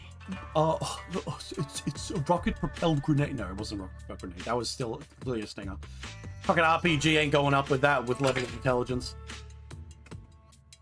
許せません。私たち文学さんを襲おうだなんて。誰の仕業か分かったら、夫婦がきついお仕置きをしてあげます。 God, I just gotta grab her ears. I think I would get in trouble if I lived in the Zenless Zero world. I'd get done in for fucking sexual assault because I'd grab onto every frequent's head and tail. I'd be like, oh my god, fluffy tail, grab! And then immediately get shot. Like quite immediately. お弟子さん、師匠から聞いたのですが、あなたはかの有名な God damn it, everyone knows that I'm fucking Python. You know that that's a criminal name. あなたが雲岳さんに加わる以上、その結果を良しとしない何者かがあなたをただ Well, it's a good thing I have friends in all sides of the fucking political spectrum here. Otherwise, I'd probably get fucking arrested by this point. 情報が Or 漏 shot. れた経緯はどうも当初の計画ではあなたたち兄弟2人で直前で師匠自ら護衛を買って出なかったらどうなっていたか考えたくはありません。 Yeah, so basically, I mean, that was obvious. Someone was trying to kill us. See, bro, the island thing isn't such a bad idea. I am not sending precious Fufu to an island where she will have to give quote-unquote massages to Bill Clinton. No. She can give massages to me. And he can come along too and make lunch. さんが占いで悪い兆しを見たらしくてな。それで自分で行くとお師さんの占いは愛とはいえこの騒ぎで俺たち雲岳さん大丈夫ですよ、パン。僕たちの師匠がここ。What do you mean? Why do people try? 適当感に戻る。みんな普段からここで寝泊まりしているわけでは。雲岳さんの総本山はここじゃないんです。昔からある拠点の一つってだけで、旧と陥落があってからみんなあんまり来なくなっちゃったんですよね。Oh, so this is like a branch sect or like something like that? だから今 Not a 回 branch sect, but a branch area. ラマニアンフォローの調査を依頼されて、これでもできるだけ準備したんですが、お泊まりするにはちょっとし It's fine. そうだったのか。大丈夫。ちなみに私たち以外にも弟子がいるんですけど、今はみんな That'll be the horse girl that you guys keep また mentioning. 今度ご紹介しますね。 The one that everyone's all like, yeah, I'll take you out on a date. Yes, mom, yes, mommy, fox woman. I mean, like, horse woman. At least what I've heard. ふうね。時間も時間だし。あ、それもそうですね。No, I am hungry. Give me food. ありがとう、パンさん。 I've been smoking this cigarette all fucking stream. ご飯は大丈夫。 Not actually smoking, but my model is. 適当に散歩でもしてこの辺に慣れておこうかな。All right. Nice. Let me just look. Okay. Is that a dinosaur? No, it's a dog. I don't know why it made me think of a dinosaur. It's a dog with a really cool. Wow. Holy good lord, Theron fucking variations just keep going. Because, like, you know, you guys suggested before the idea that a Theron, like a full furry one, if a human fucks it, would end up like those two girls. But if they fucking look like this, that implies there's a third level, maybe even a fourth level, and then ultimately may suggest that someone just had sex with an animal, and instead of just getting AIDS like happened in Africa, what instead happens is we had progressive furry creations, which also is a bit much for my fucking brain, so I'm just gonna stop thinking about it. These two, cute. I like them. I like them. And that ass. Good lord. Good lord. Good lord. Good lord. Fucking Wise knows where he's looking. But there is no laws against Aaron's Batman. Oh, there's no laws here, you see. See, once the old capital fell, so did all of the regulations. Oh, I see. Turns out that fucking Therans came about because someone was a little too adventurous inside a hollow with their cat. Sorry. One person crossed the line that should not be crossed, but in the response, we get Fluffy Tail. Wait, I can't say it because I'm too close. Fluffy Tail! With a bow on it. It's nice. I like it. I like these new two characters. In fact, I've seen a lot of the other girls and characters we've got into, but so far I've really liked these two that I've met. I mean, obviously, you know, recency bias is there, but like, I like them. This girl the big one reminds me of Evelyn in terms of like leather tight-fitting shit with massive tits, but like, Fufu maybe, I don't think there's been a character similar to Fufu outside of maybe the biker girls, the short biker girls. But either way, I've really enjoyed both of them, and I am going to leave stream here. So I know I spent a fuckload of time just talking about how I treated the first season of it. I will be playing this off stream as well, but I think I will play it like maybe wherever I'm up to in the story. I'll play a bit of the story as we go through next week. But I also next week, this is the last stream of the week, I am going to download and install another gacha game. We're going to be playing Arknights Enfield if I can get my hands on it. Try it out, see how it is. I wasn't involved in the beta. I have no fucking idea. I cannot be bothered playing through all of the normal Arknights, so I have all the deep lore. So I'm just going to jump straight in the deep end, and we're going to find out how the fuck Enfield is as well. Is there hot girls? Probably. Will I choose the girl or the guy? I'm probably going to choose the girl probably when I play it, because it looks like it's a personality zero main character, which is probably going to annoy me eventually.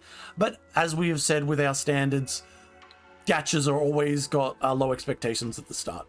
100% they're a hot girl. 100%. They would not be a true gacha game if they didn't have hot girls. So I will play some Enfield next week. Maybe we might even change the whole week to Enfield or change up the streaming times if I really fucking love it. But I will give it a shot. I will focus down the story in it, as well as try out some of the other systems, and we'll see how the game actually plays. As for Zenless, we might play some Zenless next week, but I will be playing some of this off stream, and I'll probably do the same thing I've been doing since I went and got the furry little gremlin monster fluffy one for free. I'll be just doing the story, just aiming down to get everything done, so I can I get to the end, and maybe within another week, another 2 weeks even, I'll be at the point where I could tell you how I feel about all of what is currently out in Season 2. But I'll wait to the end of Season 2 before I give you another one of those, here's my fucking presentation fucking moments. But thanks for hanging out, everyone. I hope you had a wonderful time. I hope you have a wonderful day, and I will catch you in the next Hot Woman Simulator. Sock out.